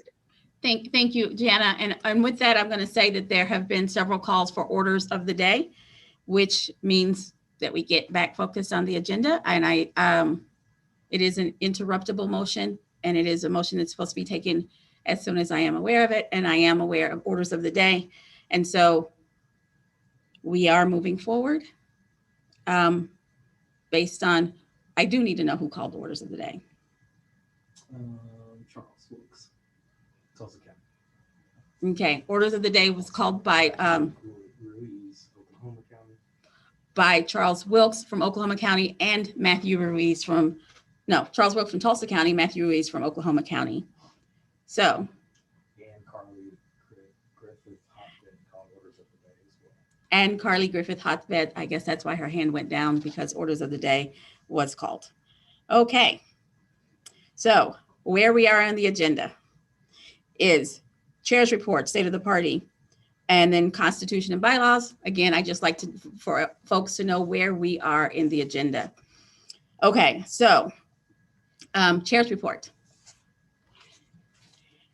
All righty, so there's been a lot. There's been a lot. This party has been set on a path towards real change and real progress. When I think of where we were 2 years ago, 5 years ago, or even 10 years ago, I can't help but be optimistic. I can see a path forward. Firstly, I want to thank the chairs before me. Anna Langthorne, the youngest chair ever of the ODP. She brought national attention to the party, and she blazed a trail by making us one of the first states to unionize our staff. Mark Hammonds kept the party alive. He kept morale up as Democrats started to feel hopeless. He was here keeping morale up. Let's go all the way back to Lisa Pryor, who by all accounts was about the business. Wallace Collins was known as a workhorse, and folks in Oklahoma all over liked them some Jay Parmalee. Folks were happy back then. What I've learned from their example is what we have to do, and that's hang in there. Stay focused and build, and that takes all of us. Rebuilding the party is an epic undertaking, but you know what they say, the journey of 1,000 miles begins with the first step. That first step was taking a brutally honest look at the party, warts and all. I looked, and I saw you looking. The party had no money. We had no message. We weren't talking to the press, our elected officials, or each other. Our voters were being purged, and we were struggling in rural counties. The con column was rough. Over in the pro column, we had you. We had diehard Democrats who hung in there or found your way here and are ready to fight. When I talk to elected officials and past candidates, without fail, they brag about their volunteers. They are grateful to the county, district, and precinct officers, the rank and file Democrats, and I am grateful for you. So how do we balance these columns? We develop and work a data-driven plan. We research what has been successful, we mastermind with other states, and we work together. In March of 2021, at a central committee, I presented a strategic plan for the party to move forward for the next year. That plan was developed as a result of evaluating where we are and what we can accomplish, and by talking with others in this state and beyond. At that meeting, the Central Committee voted that I present the plan at convention. And so in lieu of a big old state of the state, I do want to present that plan as prescribed by the Central Committee. So just give me a second to share my screen.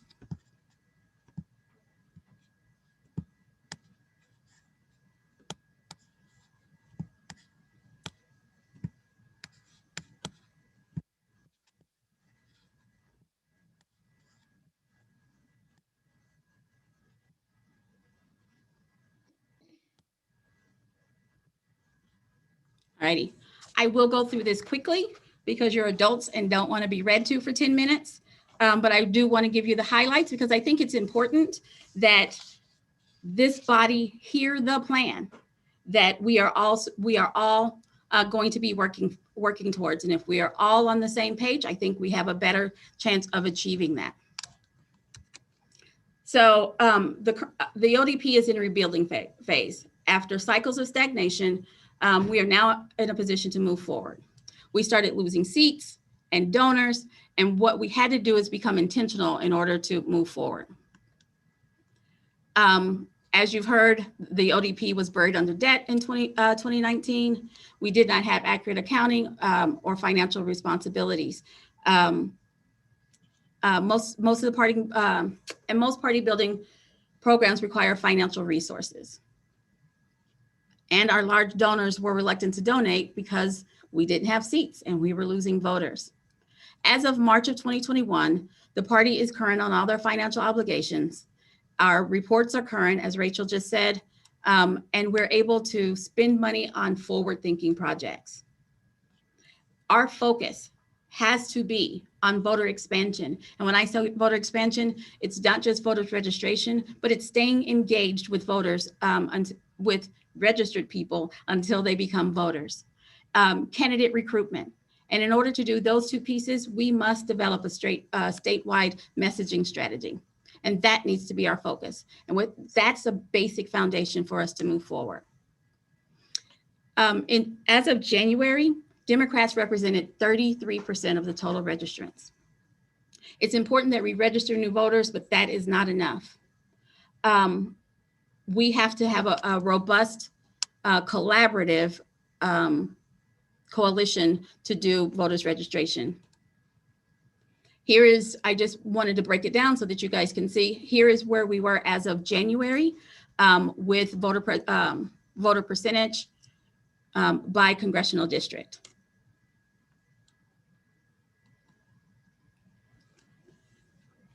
So I have a very specific goal. We have a very specific goal of registering 50,000 new Democrats by November of 2022.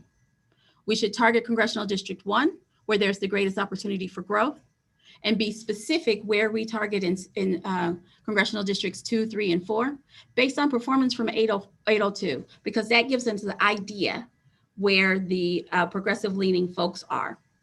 And then we need to protect and grow CD5, and that's through intentional engagement. And then we also need to identify potential voters by demographic information. In doing this research and doing this preparation, I discovered that in the 2019 purge, 49% of the voters that were purged from our process were likely Native American voters. So that gives us a place where we can go. If they're kicking Native Americans off of the rolls, we need to be out talking to those folks and letting them know who kicked them off the rolls and getting them back registered. we've started this work of creating tables of common interest.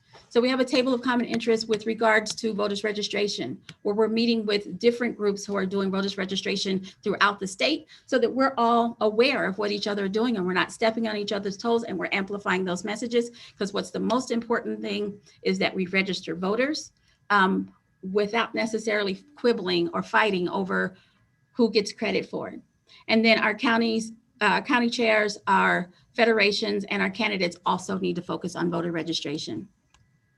The financial impact of this is about $200,000. I think the party needs to raise $100,000 towards that goal. And the reason why I'm not trying for the party to raise the whole thing is because of that coalition. So different strategies.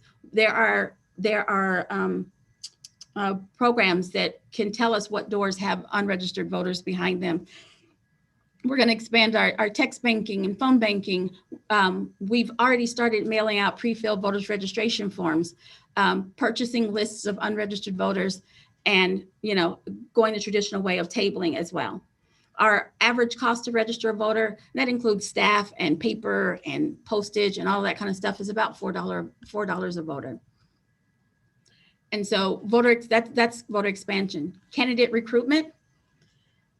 So the only way that we're going to change the makeup of the legislature is we've got to elect more Democrats. It's just that simple. Our elected officials are having a hard time. They're getting beat up at the Capitol because they're a minority. So we've got to elect more candidates, we've got to recruit more candidates that are electable. We've got to get out there early and get them starting their candidates early. And we need to help candidates mobilize by spreading the message and helping register voters. See how it all ties in together? In this last cycle, we had meetings with the State House and the State Senate about what seats they were targeting. And that's how we built our target. We need to expand. The party needs to recruit above and beyond what the State Senate and State House is targeting, because that's how we build our party. Additionally, when we talk about candidate recruitment, it needs to be all the way from the city offices, all the way up to the gubernatorial office. We need to recruit for all of those offices. This right here is our current makeup. This was approved back before we knew the outcome of SD 22. We now know the outcome of SD 22. They voted in an insurrectionist, an insurrection sympathizer. I don't know that he was there. So we're going to be fostering recruitment between the state party, the state house, the state senate, other interested parties, conducting training and coordinating with other people who are doing training and getting those lists, mining those lists, talking to those folks and getting them to hopefully run for office. And we need to build a bench. So when we start talking about recruiting for and from municipal offices, while we're out, we can look at people who may need to get their stuff in order and they'll be ready for 2024. We need to start having these conversations, going to all the trainings, mining our website submissions. We have to be more aggressive rather than just waiting on candidates to show up at our door. Additionally, we've been working on procuring tools that will help candidates. We've invested in a campaign dashboard that puts all of their key performance indicators in one place. And it also allows the party to track those key indicators, and we can coach and help candidates. If we can tell they're not knocking as many doors, they're not doing as many texts, they're not making as many phone calls as compared to their peers. And then we can do a look back and see if there truly is a difference from the folks who are doing the work and getting elected. We have signed on to it's been a year, but we signed on to a bulk contract for texting. And in 2020, our candidates had access to that, as did the coordinated campaign and a lot of our elected officials. And then we're consistently updating data. VAN is a database. And for anybody who knows databases, you know that it's garbage in, garbage out. We have to consistently be updating VAN. When you find a bad number, note that it's a bad number, and that gets it out of there so that candidates aren't wasting their time making those calls. Additionally, we've been having recruitment conversations with some of our DNC sister organizations like the Democratic Attorney General Association, the DCCC, the DSCC, and the DMO, because they're also going to spend time, energy, and effort putting folks on the ground in some cases, making phone calls in some cases, helping to recruit in Oklahoma. What's happening? What happened?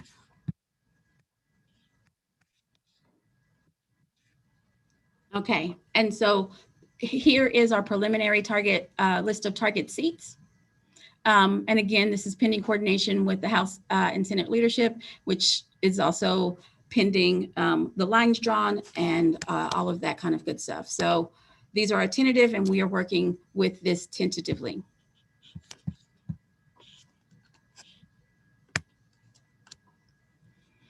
So the financial impact here, I mean, this is good old shoe leather, but we have invested in a candidate dashboard, and most of our trainings, we price them so that they at least break even, because it's more important at this juncture that we get folks trained.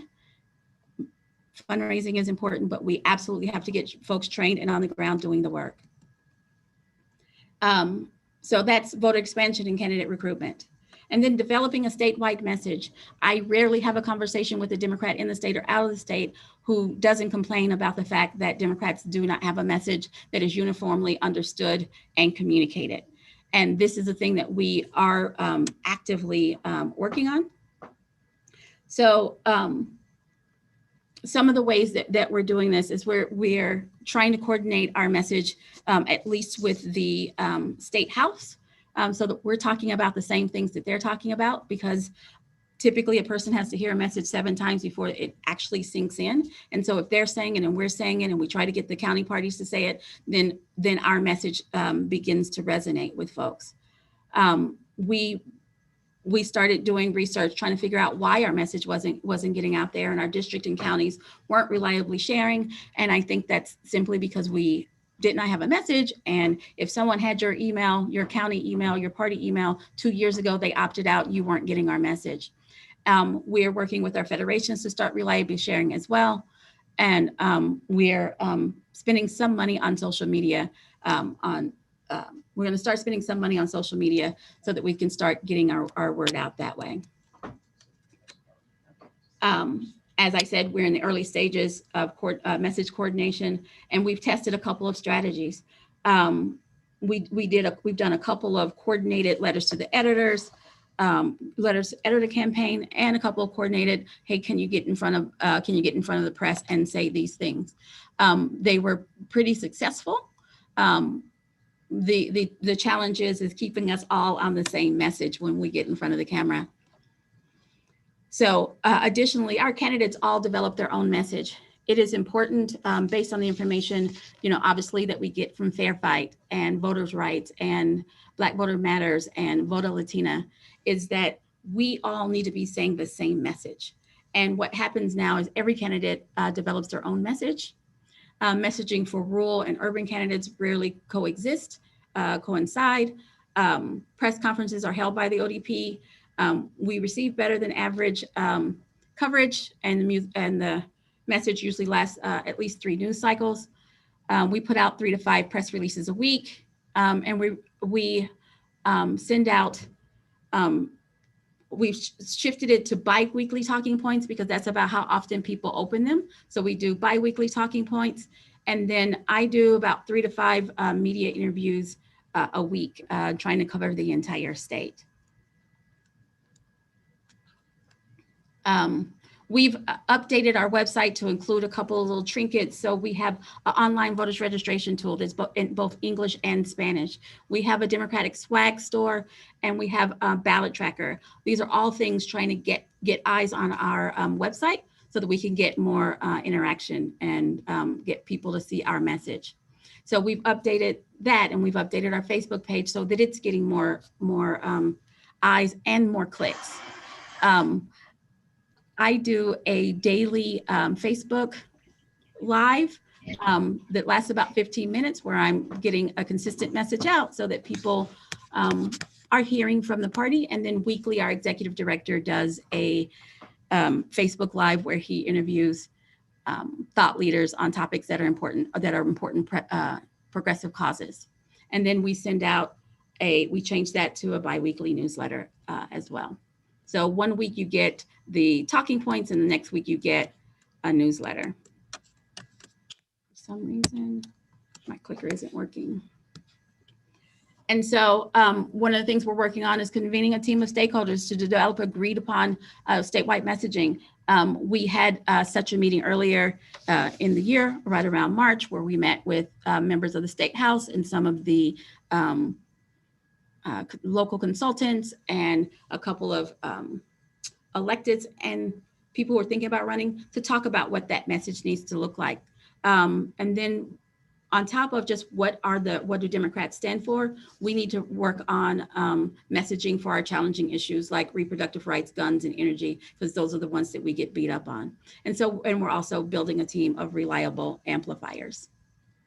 So some of the goals and methods that we'll be using are paying for digital ads, social media polls that will build our newsletter list, coordinated letter to the editor campaigns, urging candidates to adopt our messaging, weekly newsletter to focus on the top 3, and systematize legislative update sessions with the State House of Representatives.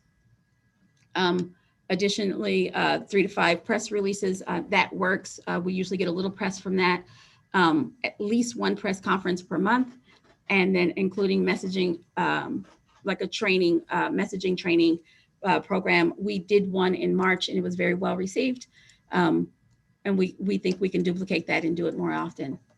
The financial impact of this will be about $36,000 because messaging isn't a matter of just deciding what to say.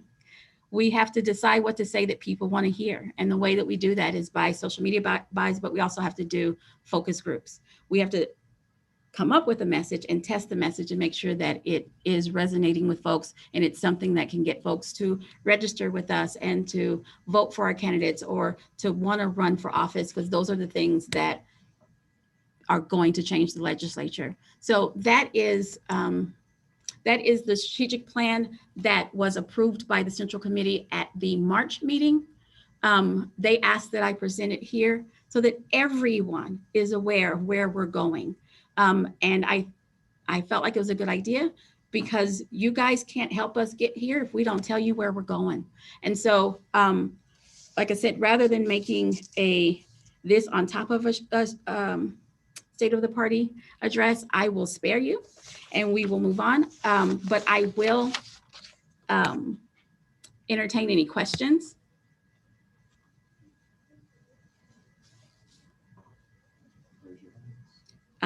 If you raise your hand, and if you have no questions, I am ready to move on as well. Okay, I see 2 hands, but I can't see who they are. Okay, I have Don Davis and Deborah Mason. So I'm going to start with Don Davis, then Deborah Mason, and then Senator Pittman. Don Davis. Hello.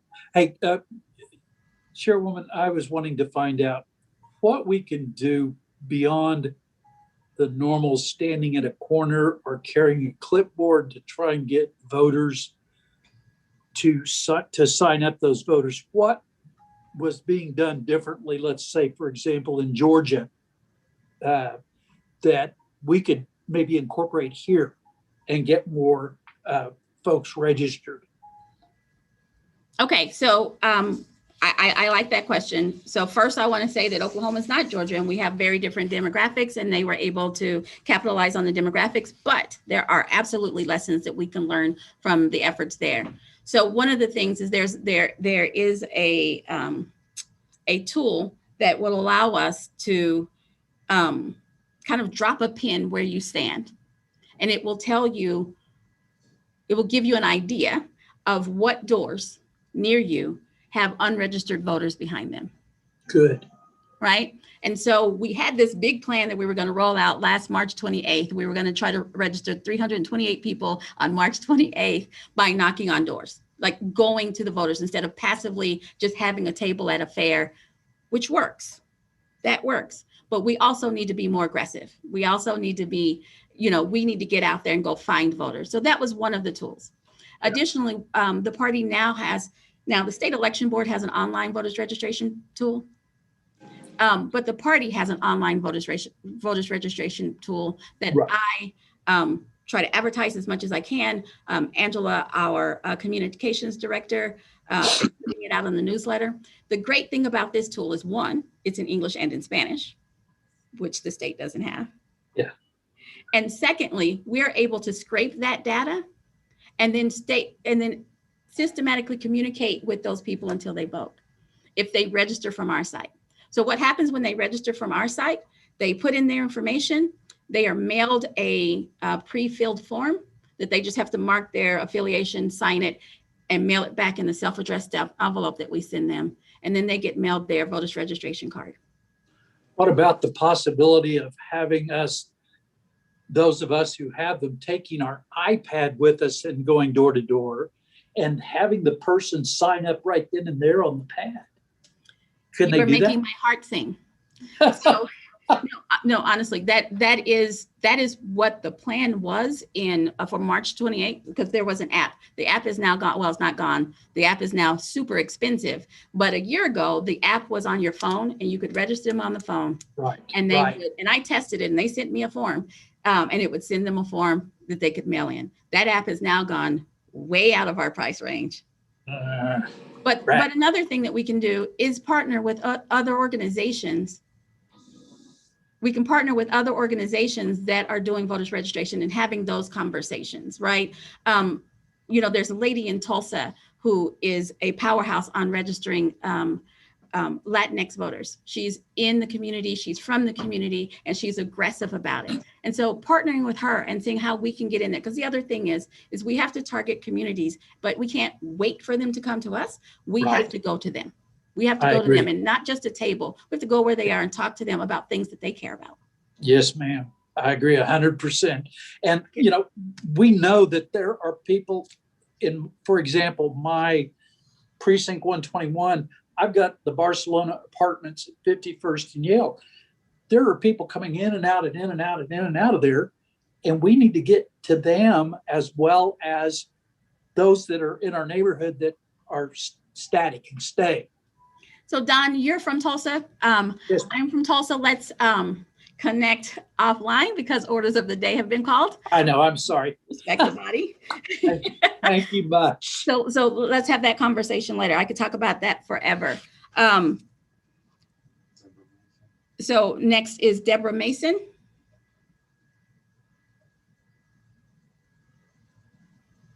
Hi, this is going to be really, really quick, and it's I'm sorry, Deborah Mason from Logan County. Thank you. It's going to be really, really quick, and it's more to expand on what you've already outlined as the strategic vision.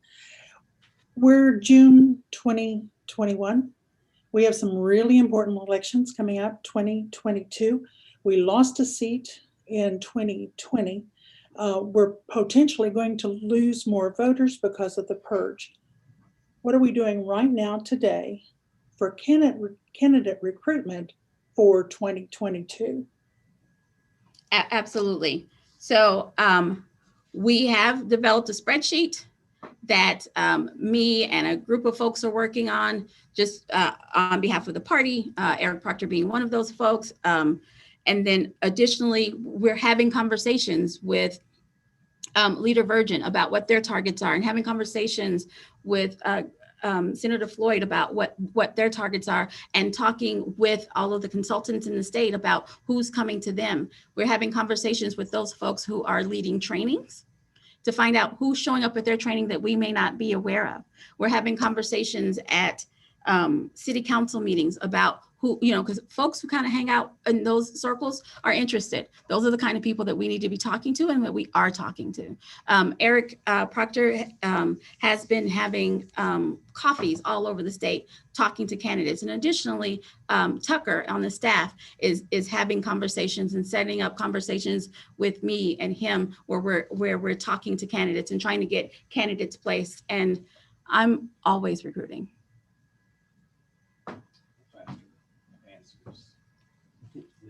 Okay. I had Senator Pittman was next on my list.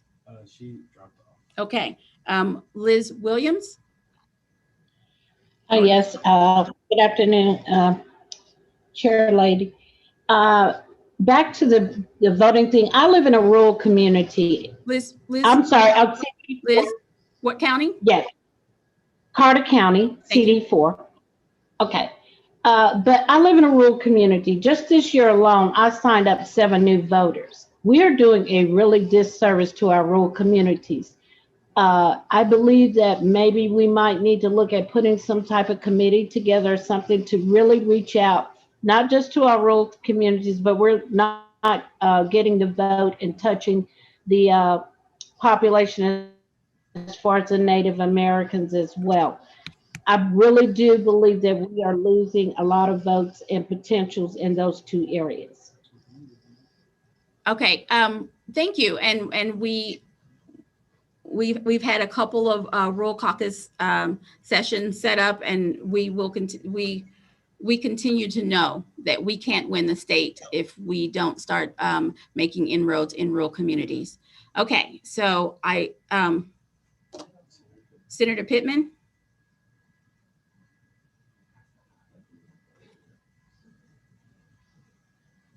Did you unmute her? Yes. Can you hear me? Yes, ma'am. Okay. Thank you so much for taking my call. I just a brief question. We have a lot of recruitment strategies, but I wanted to know because the 2 people speaking before me shared my concerns.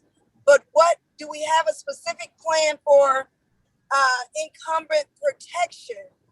I like the recruitment strategies, but we're still losing seats. So I just wanted to know, what are we doing to protect the current seats that we have as well for the upcoming elections? Okay, I like that question, and I'm going to be short because I'm getting admonished over here. So I will tell you that specifically in my conversation with Senator Floyd and Representative Virgin, incumbent protection is top of mind. And literally, we've had a couple of candidates come and talk to us that are talking about challenging incumbents, and we're encouraging them to talk to the leadership of their caucus right before they announce, so that perhaps if someone decides that they want to run for Senate against an incumbent, Senator Floyd can have a conversation with them, and maybe we can find another seat for them to run for, because we don't want to run them off. If they're thinking about running, we want to encourage them, but we don't want necessarily to encourage challenges to incumbents. So we are actually specifically having those conversations. Thanks for that question. Reba and Terry Amend. Madam Chair, can you hear me? Yes, Ms. Amend. What county are you? I'm sorry, Reba Amend, LaFleur County. Thank you.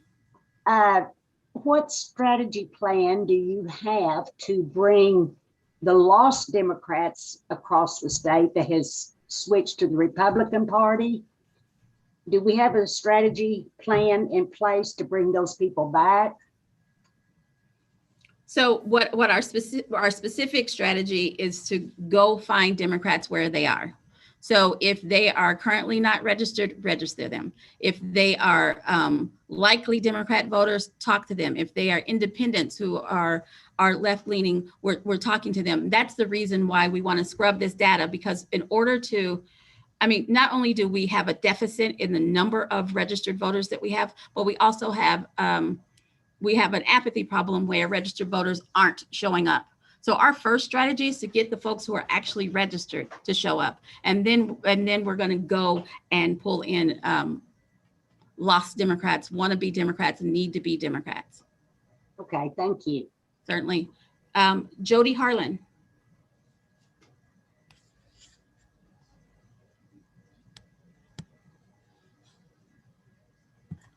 Yes, Madam Chair. I just wondered how much time we were allowing for questions in this segment. As important as it is, you've done a good job presenting your report. And in light of the amount of time that we've been here, I want to suggest it's not a good forum for brainstorming, even though the ideas are good. I certainly want to hear your answers to the question, but we have so many important things to do. Are you calling orders of the day? Yes, I've done that in the chat already. Yes, but I don't want to cut off your opportunity to speak. I'd frankly like to cut off the tendency to brainstorm and expand on the content that you're presenting. We'll be glad when we get further down the agenda or when we have to return another day to finish the business, that we move things along like you've wanted to do throughout the meeting. So that's all. Yeah, No, I appreciate you keeping us on task. Orders of the day have been called, but I am going to take a personal privilege and recognize Representative Regina Goodwin, who is in the chat, because she is a representative, and I want to grant her that respect. Rep. Goodwin. Yes, can you hear me? Perfectly well. Okay, I was just going to say, and I'll be very brief. I thought as we talked about how do we advance the party, I think there's something also to be said for election boards and those that serve on election boards. And could you share briefly what you've done as it relates to some election boards across the state, that you see that there are members that have made very public statements that have been anti our mission and vision? Could you speak to that? And also, as it talks about incumbent protection, I think it's been very clear lately that incumbent does not necessarily mean shared mission and vision. And we need to be mindful of that. We want to advance the cause. We want to help people, but we don't want to cut our own heads off just to say incumbent protection if we know that's not in the best interest of the party. So could you speak to that briefly? Certainly. So first I want to talk about the election boards. So I don't know if everyone is aware that each county gets to appoint 2 people to their county election board. And I say that because occasionally I'm called on to appoint folks to election boards all over the state.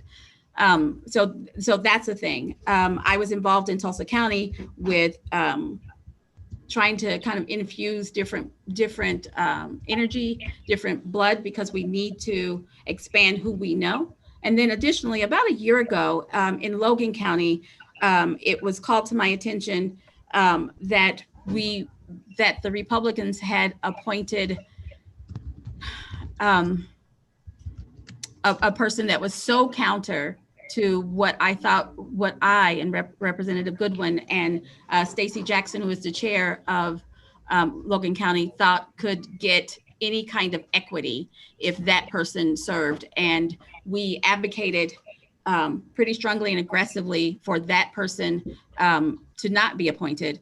They were appointed, but soon stepped down because of our loud objection. And so it does matter if you have a voice at your election board, so that when you have a question or when precincts move or those kinds of things, it is important who we put in those seats. Thanks for calling that out. I'm going to now acknowledge the orders of the day and move on the agenda, just because orders of the day have been called, and I want to make sure that we are being mindful of our agenda.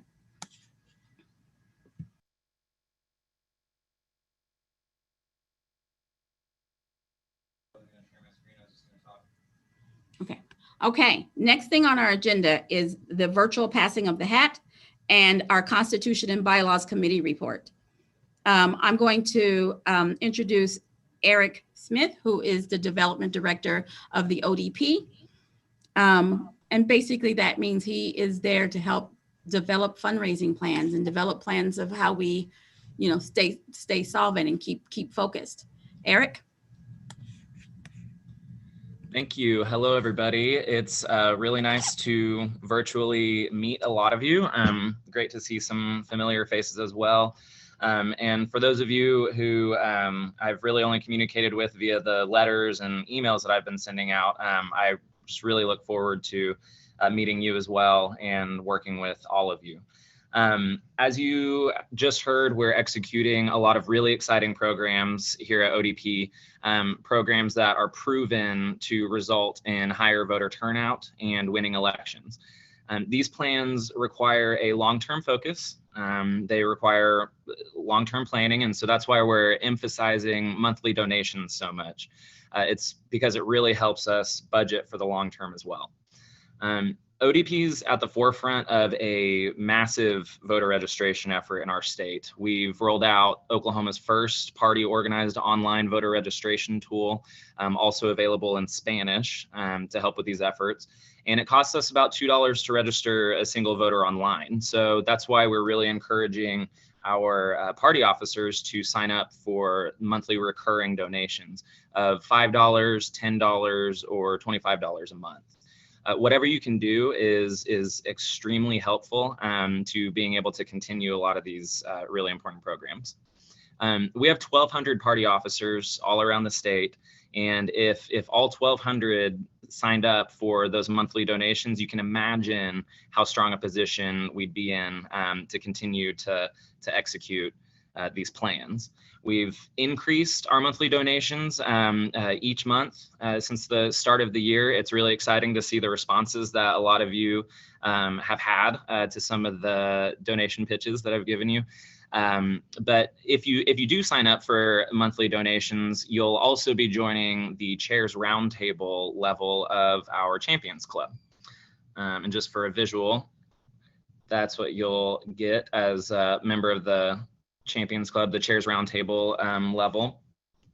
So the Champions Club is our new donor engagement program. I'll be sending out more information on the different levels of it and the different perks and benefits that we have built in. But for now, I'd just really love to invite all of you to sign up to donate monthly. And if you already do, congratulations, you are a member of the Champions Club already, and we'll be sending out your letter with the coupon codes and your lapel pin as well.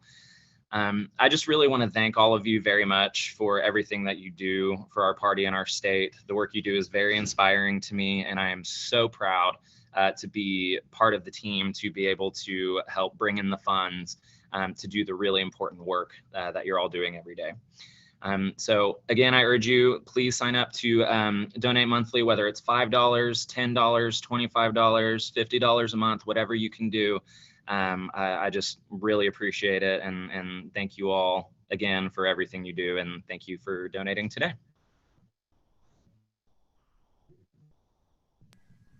Thank you, Eric. A link to donate was dropped in the chat by Joshua. I'm just gonna drop a little proverb here that you can tell what a man cares about by what he invests in. And so I encourage you all.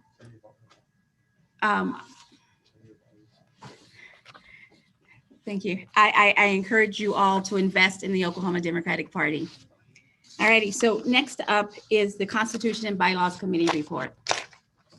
So I want to start out. I was the chair of that committee. And so I want to start out by thanking my committee for their hard work. We met 3 times. And one of those meetings went into the wee hours of the night. I appreciate their dedication and their devotion to getting this right, making sure that we wordsmithed it, making sure that we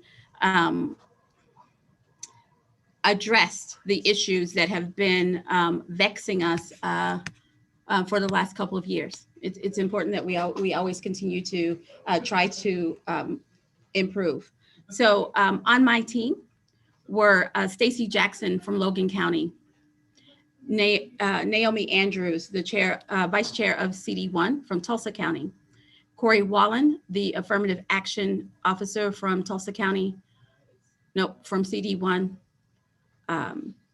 Ollie Canada, one of the state affirmative action representatives, Aaron York from Payne County,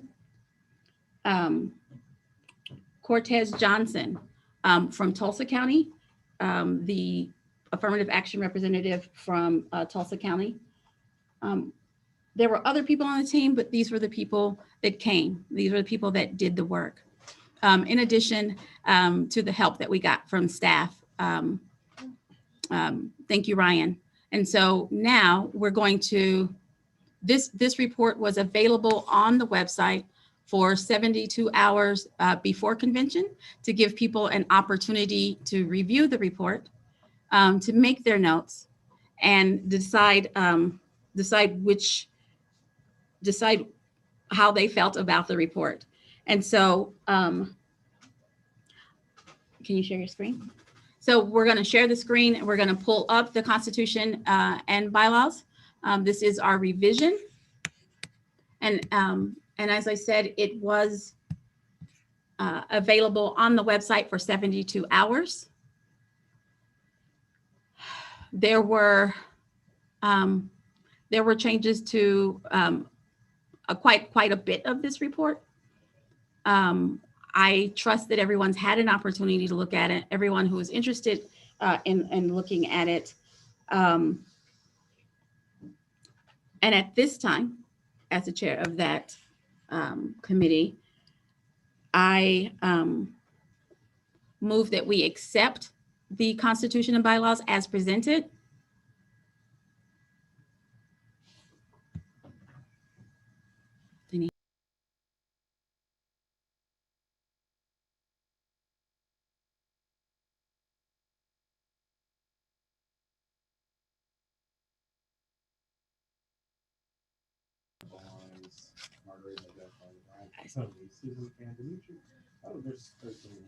Awesome. Okay. So I see there are hands up, and so I'm just going to start with Jana Harkins.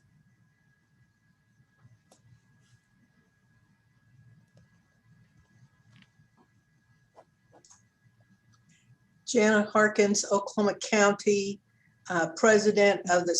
Jana, you're on mute. Oh, I think this bears a little bit of explanation. Did you turn your speakers back on after Eric?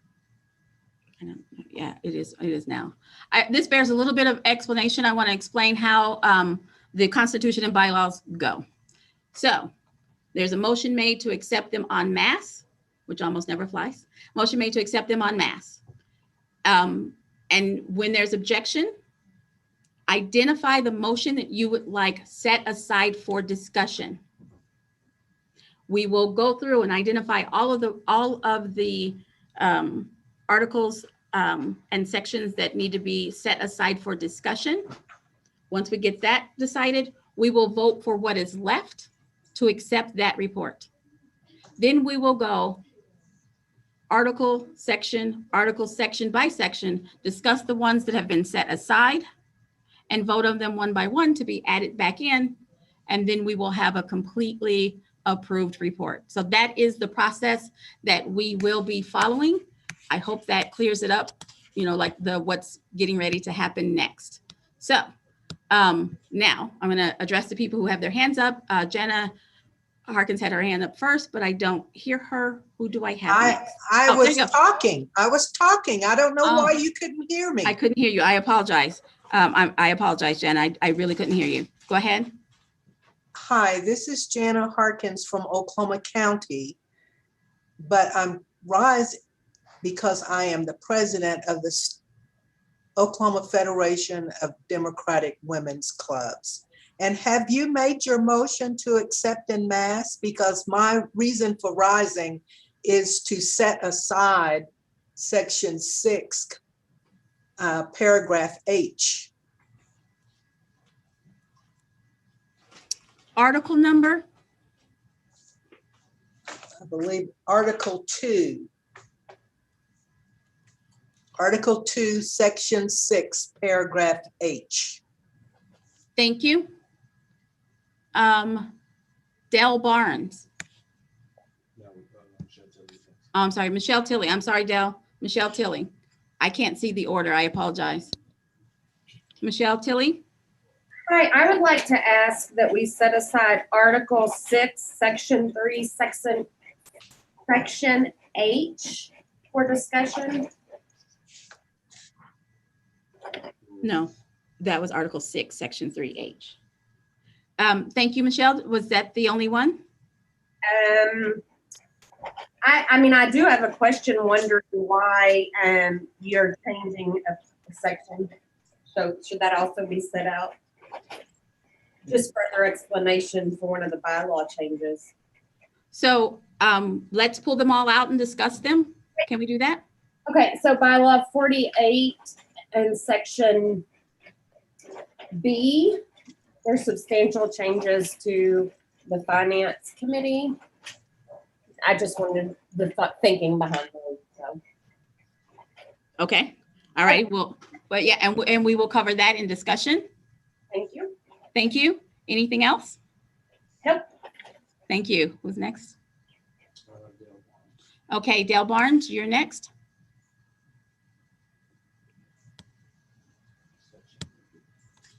Yes, Madam Chair. Can you hear me? I can. Can you tell Okay. me your county? Dale Barnes, Cherokee County, also Congressional District 2. And I apologize for the insertion of this in this portion of the meeting. We could not find a more appropriate place for it, but we have questions about the application of the current Oklahoma Democratic Party's constitution and how it related to credentialing when it comes to our affirmative action officers at the congressional district level. It's our understanding that the affirmative action officer at the congressional district level for District 2 was removed and not recognized as part of the voting delegation. The Oklahoma Democratic Party's state constitution lists those individuals both as congressional district officers. And when it talks about who is a delegate to the convention, it lists those officers as well. So this might be more of a question for credentials. We weren't aware of the situation until after that report had passed. Okay, so that does feel like, and so with respect, because it's not in this place, but I want to give you an answer. I want to continue with the Constitution and bylaws and assign someone to go research that real quick and get back with an answer. May I do that? Or would that be satisfactory to you?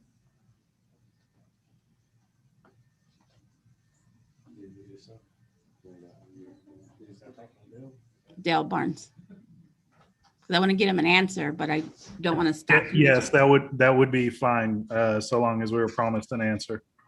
Okay, yes, absolutely. So just give me a second because I do want to get those wheels turning. Just give me a second.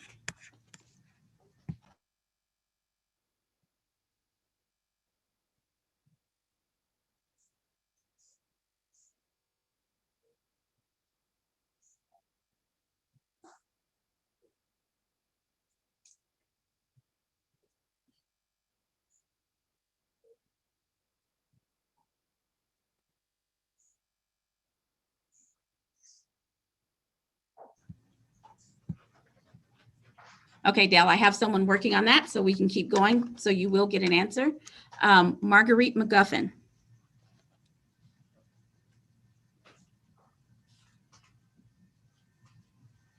Mute. All right. Okay. So Article 6, Section 3H. Okay, that one has already been pulled. Okay.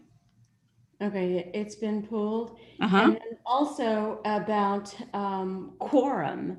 I want to redefine, and I don't know what the procedure is of redefining what quorum would be to include not just our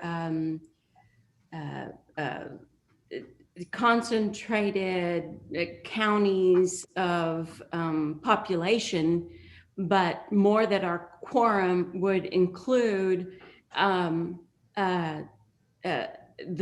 number of counties included.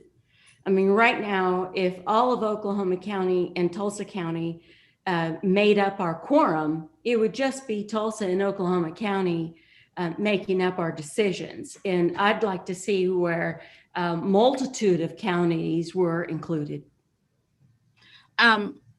Marguerite, I like this idea, and this idea has been tossed around, and other states do it this way. And so at this point, however, if you did not submit a written constitution item or bylaw, in order for us to consider it at this body, you would have to kind of craft a petition and get 25 signatures. Because we are virtual, I recommend that you craft a Google Doc petition and get signatures that way. Not 25 signatures, I'm sorry, 25% of the body. And if you can accomplish that, please send it to Joshua Harris Till, and we will add it to the bottom of the report, because that is what the Constitution and bylaws call for, and we want to give it the attention. Because I understand what it is that I believe that I understand what it is that you're trying to achieve. You're trying to make sure that other counties, the other 75 counties, frankly, have a say and aren't just left out. Everything isn't left to the 2 biggest counties. Am I understanding that? Madam Chair, Janet Harkins, Rules Committee, you said that she needed the signature of 25 people. I amended it to 25%, right? Isn't it 25%? It's actually a 2/3 vote. Oh, 2/3 vote. 2/3 vote? She doesn't have to do a petition?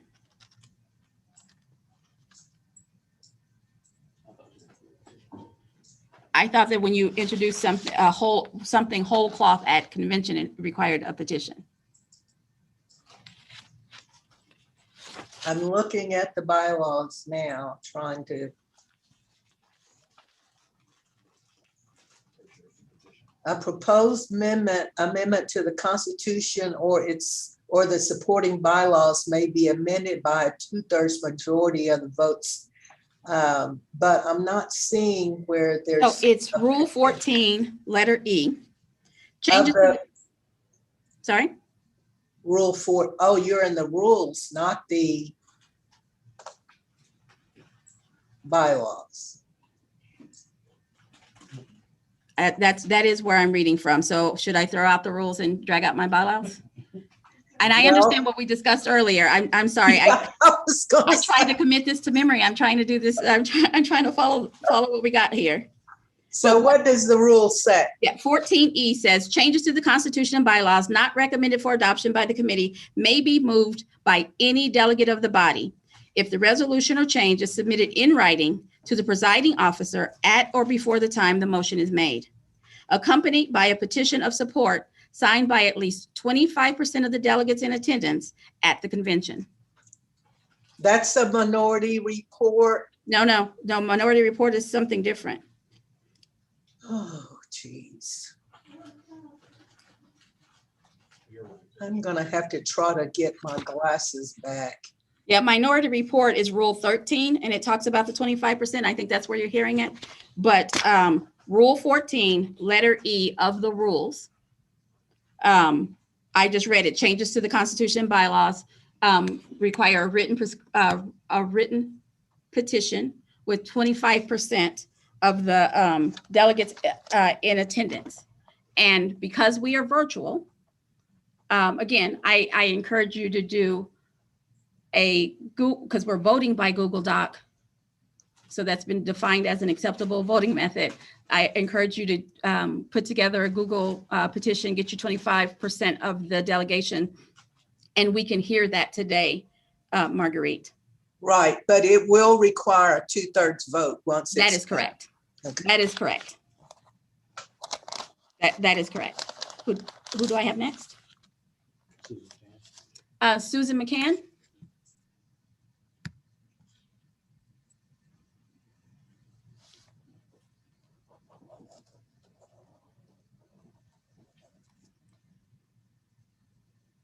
Susan McCann.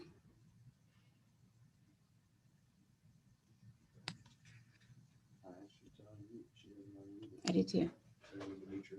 Okay, Demetrius Barriolis.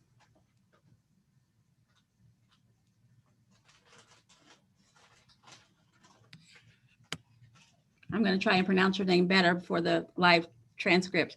Demetrius Barriolis. That's okay, Madam Chair. Jana raised the one I was concerned with, so I just didn't take my hand down quick enough. Sorry. Okay, thank you. Jim Potts. This is Jim Potts, Oklahoma County.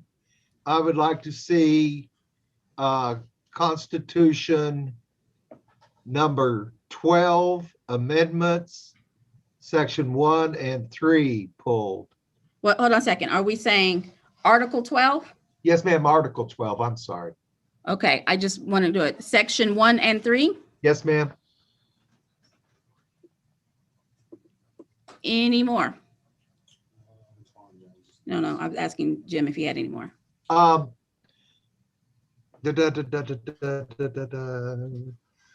in the Constitution. Thank you for that opportunity. Thank you. Twan Jones? Thank you, Madam Chair. I rise to ask that we set aside Article 9, number 4. Also, bylaw 50A and bylaw 51A. That is all. Okay, so I have Article 9, Section 4, bylaw 50A and bylaw 51A. Correct. Thank you. Who's next? Hi, sorry I missed you just a minute ago. It's Susan McCann, Oklahoma County. Yes, And I ma'am. think you've already, I don't need to say any more. I think you've already pulled out Article 6, Section 3, Part H, correct? That is correct. Thank you. Anybody else? This is Amber Jensen. I've had my hand up since the beginning. Okay, Amber Jensen. Amber Jensen, Woodward County, CD3 Chair. And I just wanted to ask, well, my congressional district would want me to ask about changing the affirmative action name to the diversity, equity, and inclusion. And I don't see that change in here, but it was submitted. It was submitted, and the Affirmative Action Committee is a subset of the DNC rules, and we have to stick with the DNC rules, and the DNC calls it affirmative action. And 2 members of our committee were from CD3, and so that absolutely came up and was discussed. Thank you, Madam Chair. Anybody else? David Nagel. David Nagel.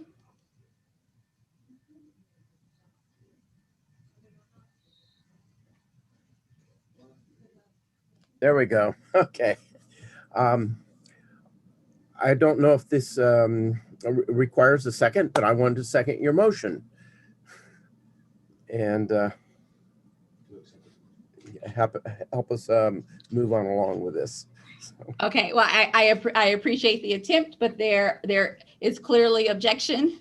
So I've recalled my motion, but I do appreciate the support. Well, then I'll move that we proceed to adopt everything except those points that have been pulled, if that's in order. Do I have hands up? It's not in order. Okay. But thank you. Ryan Canoni.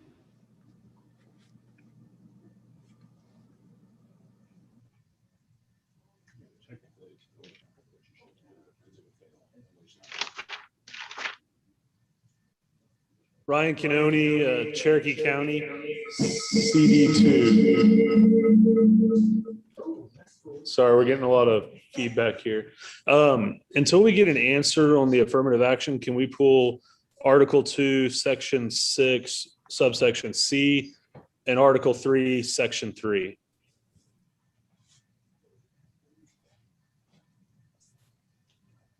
Article 3, Section 3. Yes, it's referenced in Article 2, Section 6. Okay, thank you. Thank you, Madam Chair.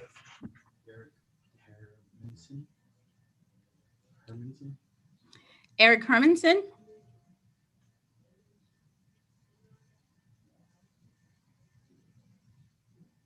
Eric Hermanson. Yes, can I'm you hear not me? butchering your name. Yeah, Hermanson is correct. Yeah, can you hear me? Yes, sir. Okay, Eric Hermanson, Cleveland County. I have a couple areas that I'd like to suggest that we pull out. One would be Article 5, Section 3 on page 9. Okay. Article 5, Section 3. Yes. And then I think we've already pulled out Article 12, Section 1 and 3. Is that correct? Yes. Okay. And just one moment here. There is Article 9, Policy Rules. Section or number, it'd be Section 1, number 4, 5, and 6.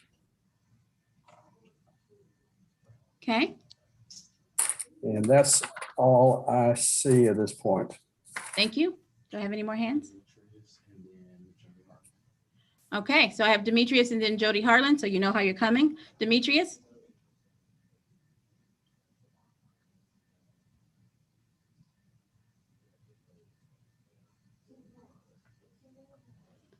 Demetrius? Yeah, you already passed me once, so I just can't get my hand to come down apparently, so Okay, I'm okay. great. Thank you. I have Jody Harlan and then Brandy Becerra. Jody? Yes, I'm having a little trouble keeping up with what we've already pulled, but I'd like to pull Article 6, Central Committees, Section 3, and it's item H, if it hasn't already been pulled. And I saw Brandy Becerra's hand from Canadian County. I think she was up before I was. And I believe she's got an item too. Not trying to change the order, but this is her first convention, and I just want to make sure that that she gets to talk. Right. And so yeah, her name was next. I said I was doing you, and then so Brandy. much. Yeah. Brandy Becerra, I'm glad you're here.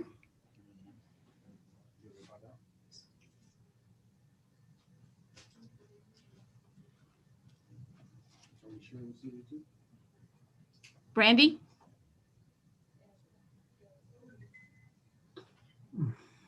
All right, I'm unmuted now. Okay, great. Brandy Becerra, Canadian County.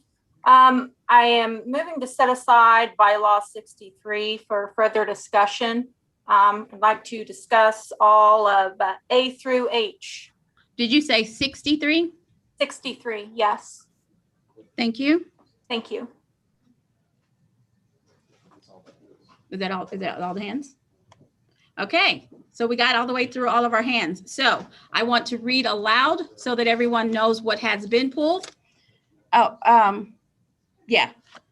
So I'm going to first, I'm going to do it all at once, move that we accept the Constitution as presented with the exceptions of pulling out Article 2, Section 6, letter H, Article 6, Section 3, letter H, Article 12, Section 1, Article 12, Section 3, Article 9, Section 4, Article 2, Section 6, letter C, Article 3, Section 3, Article 5, Section 3, Article 9, Section 1, numbers 4, 5, and 6. I can do this. Yeah, as the chair of the committee, I'd like to move that, no, as the chair of the party, I'd like to move that we accept the Constitution as presented with the articles that I just laid out set aside. May I have a second? Second. Okay, that second was Joshua Harris Till from Oklahoma County, CD5. So a motion made by Alicia Andrews from Tulsa County and seconded by Joshua Harris Till, Oklahoma County. We're getting ready to, no, first I'm gonna try this without objection. We have a motion on the floor. I'm not ignoring you, Mike, but we have a motion on the floor. Oh, he has his hand raised, so that might be objection. I want to recognize Mike Cookie. Is that an objection? Before I even got a chance to call for it. This is Mike Cookie, Comanche County. I was only raising my hand to second your original motion. Okay, thank you. All righty, so the motion is to accept the Constitution as written with the exception of the set-asides identified, to pass by acclamation, or is it not unanimous consent? Okay, acclamation. Any objection? Any objection? Any objection? Motion carries. Awesome possum. All righty. So with regards to the, let's stick with the Constitution first. Let's go through the Constitution. So what happens now is that we're going to go through the Constitution items, articles that have been set aside and bring them up for discussion. You good? Okay. Whew. All righty. So we're gonna do them in the order that I took them down so that we can keep our notes good, and so we don't skip. I'm not skipping around. I did write them down. Okay. Article 2, Section 6, letter H.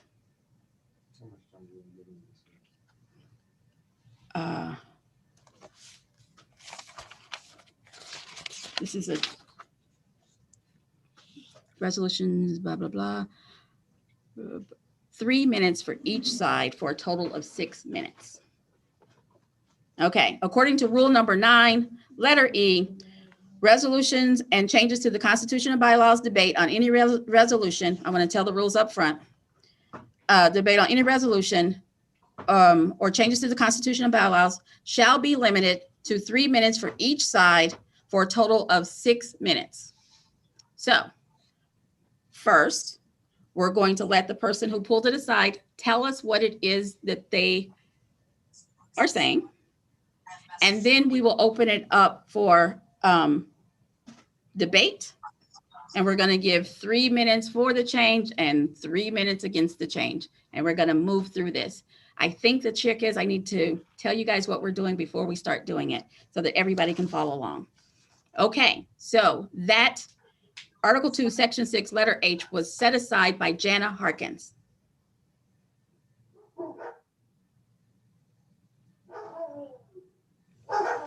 Jana?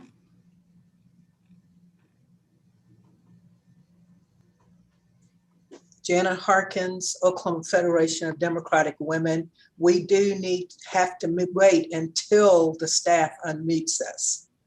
Okay, I'm sorry. Okay, because I can't see when my screen is shared.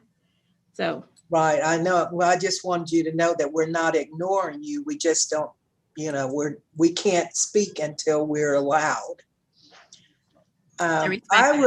When do I make a motion?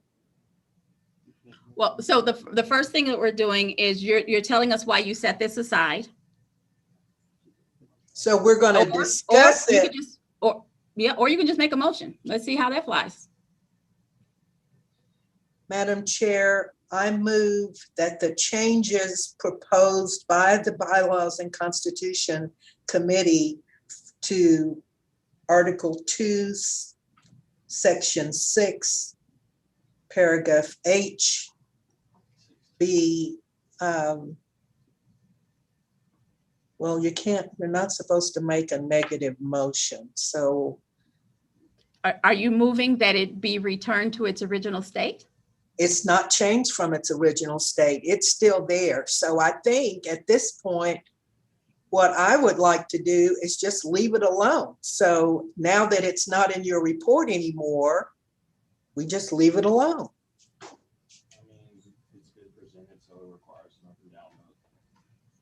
When you say now that it is not, oh, you're saying just completely take it out of the report? It's out of the report. We set it aside. We split them so that we can vote on them individually. They're all still in the same level. So your motion is that we do not add this back into the report.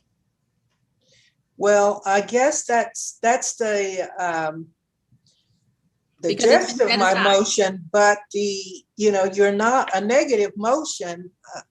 Nathaniel may be able to help me out here, but I don't think you're supposed to make a negative motion. At least that's what I've been told. So either it is or it isn't. So right now, with that particular paragraph, H, my desire is that we just go on as business as usual. Madam Chair, on a parliamentary inquiry, Okay. could we ask the parliamentarian for a ruling that since this section, or for that matter, any of the sections, once they've been removed, if the body fails to act on that section, if that will essentially mean that the change will not be made?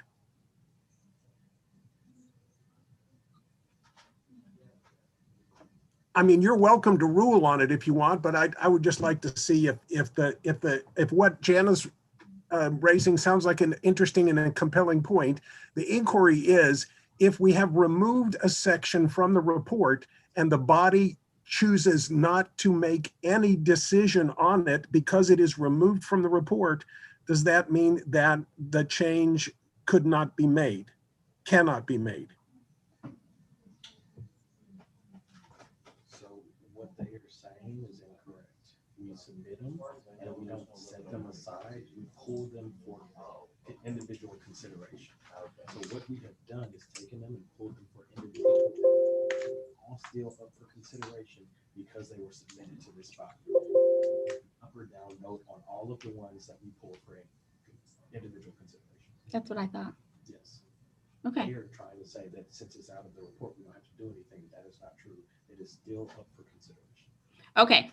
So the ruling from my parliamentarian, who is now Joshua Harris Till, because we ran over time with our professional parliamentarian. Okay. We're grateful for Joshua Harris Till. So here's what's happened. We have now voted on the Constitution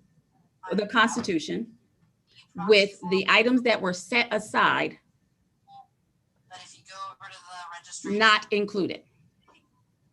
That is where we stand now. And then all of the articles that I read out loud that you guys identified all have to be considered one by one. And so they have to be voted up or down as to whether or not they are included in the report or not included in the report. And so I understand the language about a positive motion. And so I will entertain a positive motion. I just need to know what the words are. Well, I don't think at this point, based on what you said, the motion comes from the committee. Your committee has still, even though they're set aside, your committee has proposed these changes. And so at this point, what needs to be done is that I just speak against this and then the other people speak for it, like you were wanting to do in the very beginning. Sometimes we have to go through this so that everybody gets to the same level of understanding. I just kind of messed it up. So I apologize, Madam Chair. But on this particular, start the clock, on this particular change, I don't understand. I really would like to know who proposed this change, because I can't make any sense out of why they would want to take away a delegate position for any of our authorized auxiliary organizations.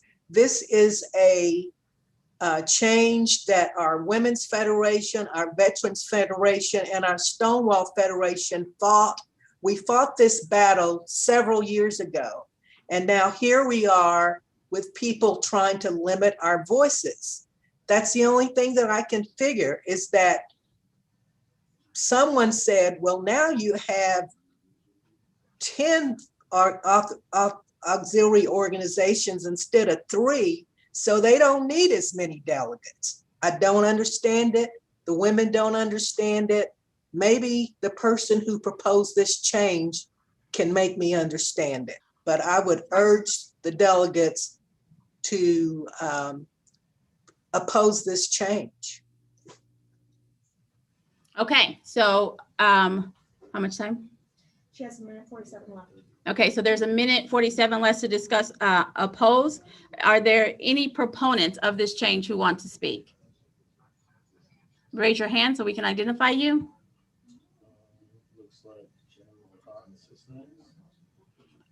Jim Potts, are you speaking in affirmative or in opposition of?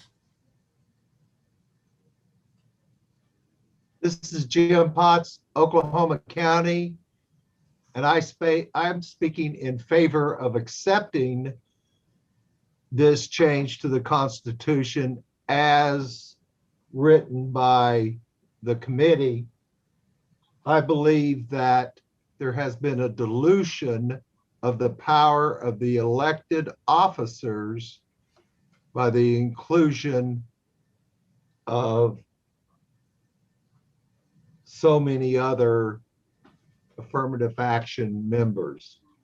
So simply put, and I think the C&B committee hashed this out, and this is what they came up with, and I'm willing to support this change to the Constitution as submitted. How much time? Reserve, go back. That was 2 minutes, 13 seconds. All righty, so there are 47 seconds left on that one. Anyone else? Yeah, he has 2 minutes and 13 seconds left. Oh, 2 minutes and 13 seconds left. Anyone else want to speak for keeping the additional, because what we're talking about is keeping the additional seat or removing the additional seat. So anyone else want to speak towards keeping the additional seat? We have a minute and 47 seconds left. Yes. I would like to. Matilda, the floor recognizes Matilda Williams. Are you for keeping the seat or for having the, or taking the seat? Can you hear me? Yes. Can you hear me? Yes. I had a problem with this yesterday. Okay, well, I'm not speaking to letter H. I want to speak to letter D of this Okay, we're not on, section. we're on I letter don't H know if right that's now. in order, probably. Right. Yeah, so we're on letter H right now. We need to stay focused on letter Okay, H. Thank you. Then I don't have any opinion. I'll lower my hand. I don't have any more hands raised. Demetrius? Raised. Well, quickly, if we look at the 8 federations that we've approved who have an additional delegate on this, 7 of those 8 federations, or at the very least 6 of those 8 federations, represent underrepresented groups. And that's one of the goals, overall goals of our Constitution. I disagree with Jim that we're diluting, and certainly 8 delegates are not going to make a serious dilution to whatever perceived power he thinks that the leadership might have. So this is a great way to continue to give more underrepresented groups a better voice, certainly at the state convention. So I think that we should defeat this proposal and leave the Constitution the way it is right now, providing 2 delegates to the state convention from each of our recognized federations. Thank you. That was what, 37 seconds. So there's. So we still have a minute 10 on that. Okay, any more hands? Because we don't have to use up all the 6 minutes. Okay, Don Ingram has his hand up. Don Ingram, the floor recognizes you. Don has lowered his hand. Who else do we have? County. I would like to I feel propose that we keep the original language. Is that Don Ingram? Yes, can you hear me? Yes. Now you can hear me, okay. I'd like to propose that we keep the original language before it was changed. And I think I'm out of time. Okay, did I call on Marguerite already? No, she was next, and then Don started. Okay. So it's Marguerite now. Marguerite? I just want to echo what Demi said. I'm Marguerite McGuffin from Oklahoma County. Thank you. And I'm an affirmative action officer, and I think that we need a seat at the table from all the underrepresented communities. They also serve on these committees to make sure that there's a fair and balanced and transparent process. Thank you. Thank you. And that was time. Thank you. Amber Jensen, are you for, because we're out of time for leaving the language the way it was. And so Amber, are you here to speak for reducing the number of seats? Amber Jensen, Stonewall Federation Secretary, and I'm out of time, so I can't speak. Okay, thank you. Mike Cookie.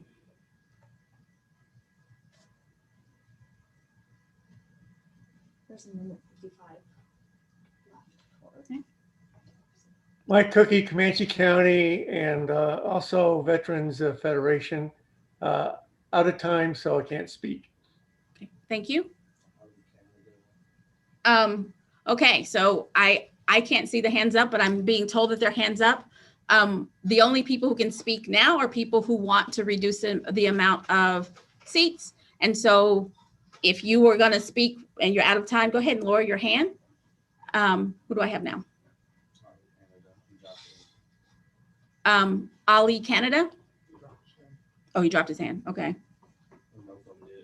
Okay, so there are no more. Okay, so we are out of debate. So the motion that I believe was first and seconded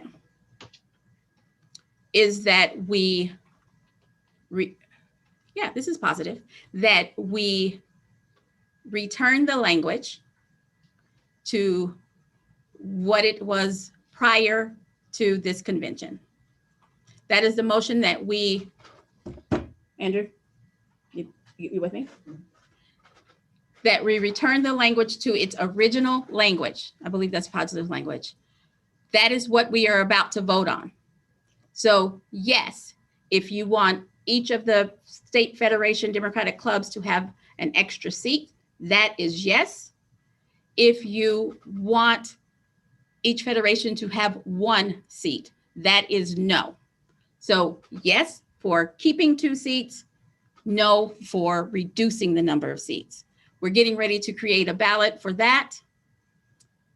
Give me a second to get that loaded. How much time do you want to spend? Because we have a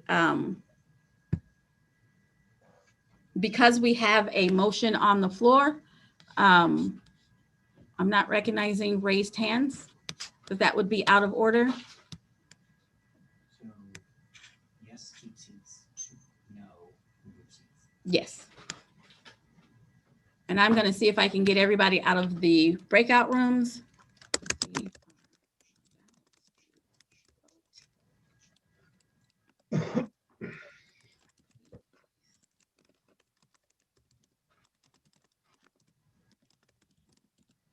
See if I can get everybody out of the breakout rooms.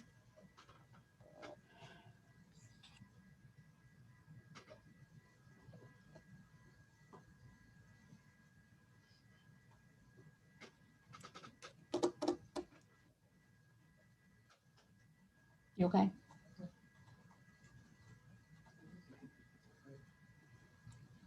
Don't tell me that.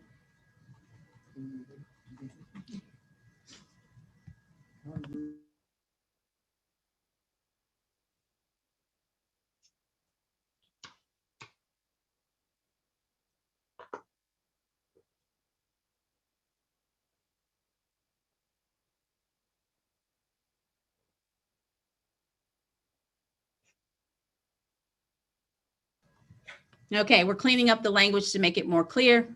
So it's going to be yes to retain 2 seats, no. Yes. So those are the things that you're getting ready to vote for. We're just going to clean up the language. Again, trying to be constantly improving. Someone said that one of our ballots wasn't as clear as they would have hoped. So it is my hope that that has cleared that up. So just a second.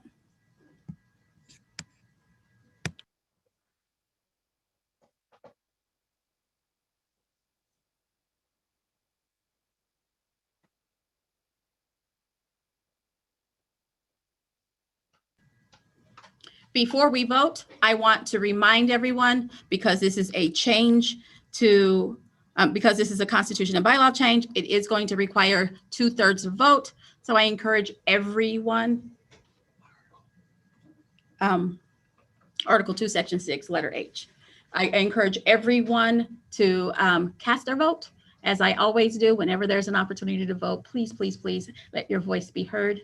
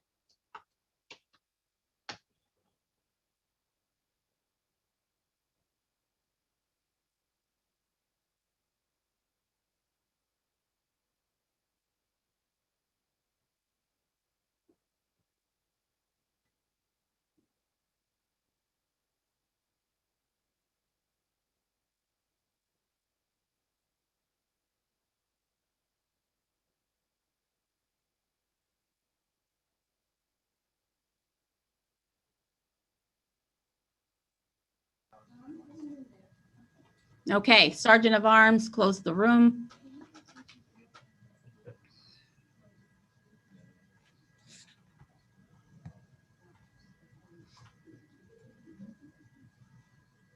I can't do that now. Close the room. You don't have to close it. I control who comes in and out. Okay, So I just don't let people in. okay.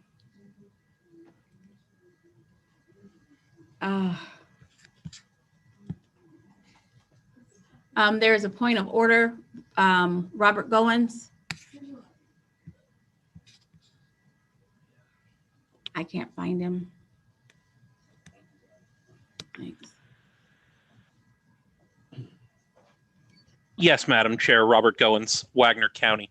I just want to be very clear about the way this vote is structured, because the current rule, the current Constitution states that each federation gets 2 seats. It will require a 2/3 majority to remove the second seat. So I want to be very clear when people go to vote that if you could just go back through and say what yay does, what nay does, and which side of that needs 2/3 majority to be enacted, so that everybody's clear. Thank you, because I do want to be as clear as I possibly can. Thank you, Madam Chair. Thank you very much. So if you vote yes, you will be voting to retain the 2 seats for each federation, for each recognized federation. You will be voting yes to retain seats for each federation. The amendment is to change the rules. So voting in favor of the amendment is changing the rules and reducing the seat.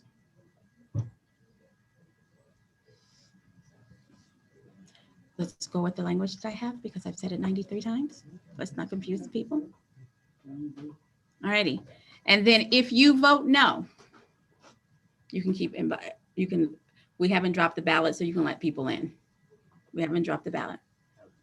If you vote no, you will be voting to reduce the number of seats for recognized federations.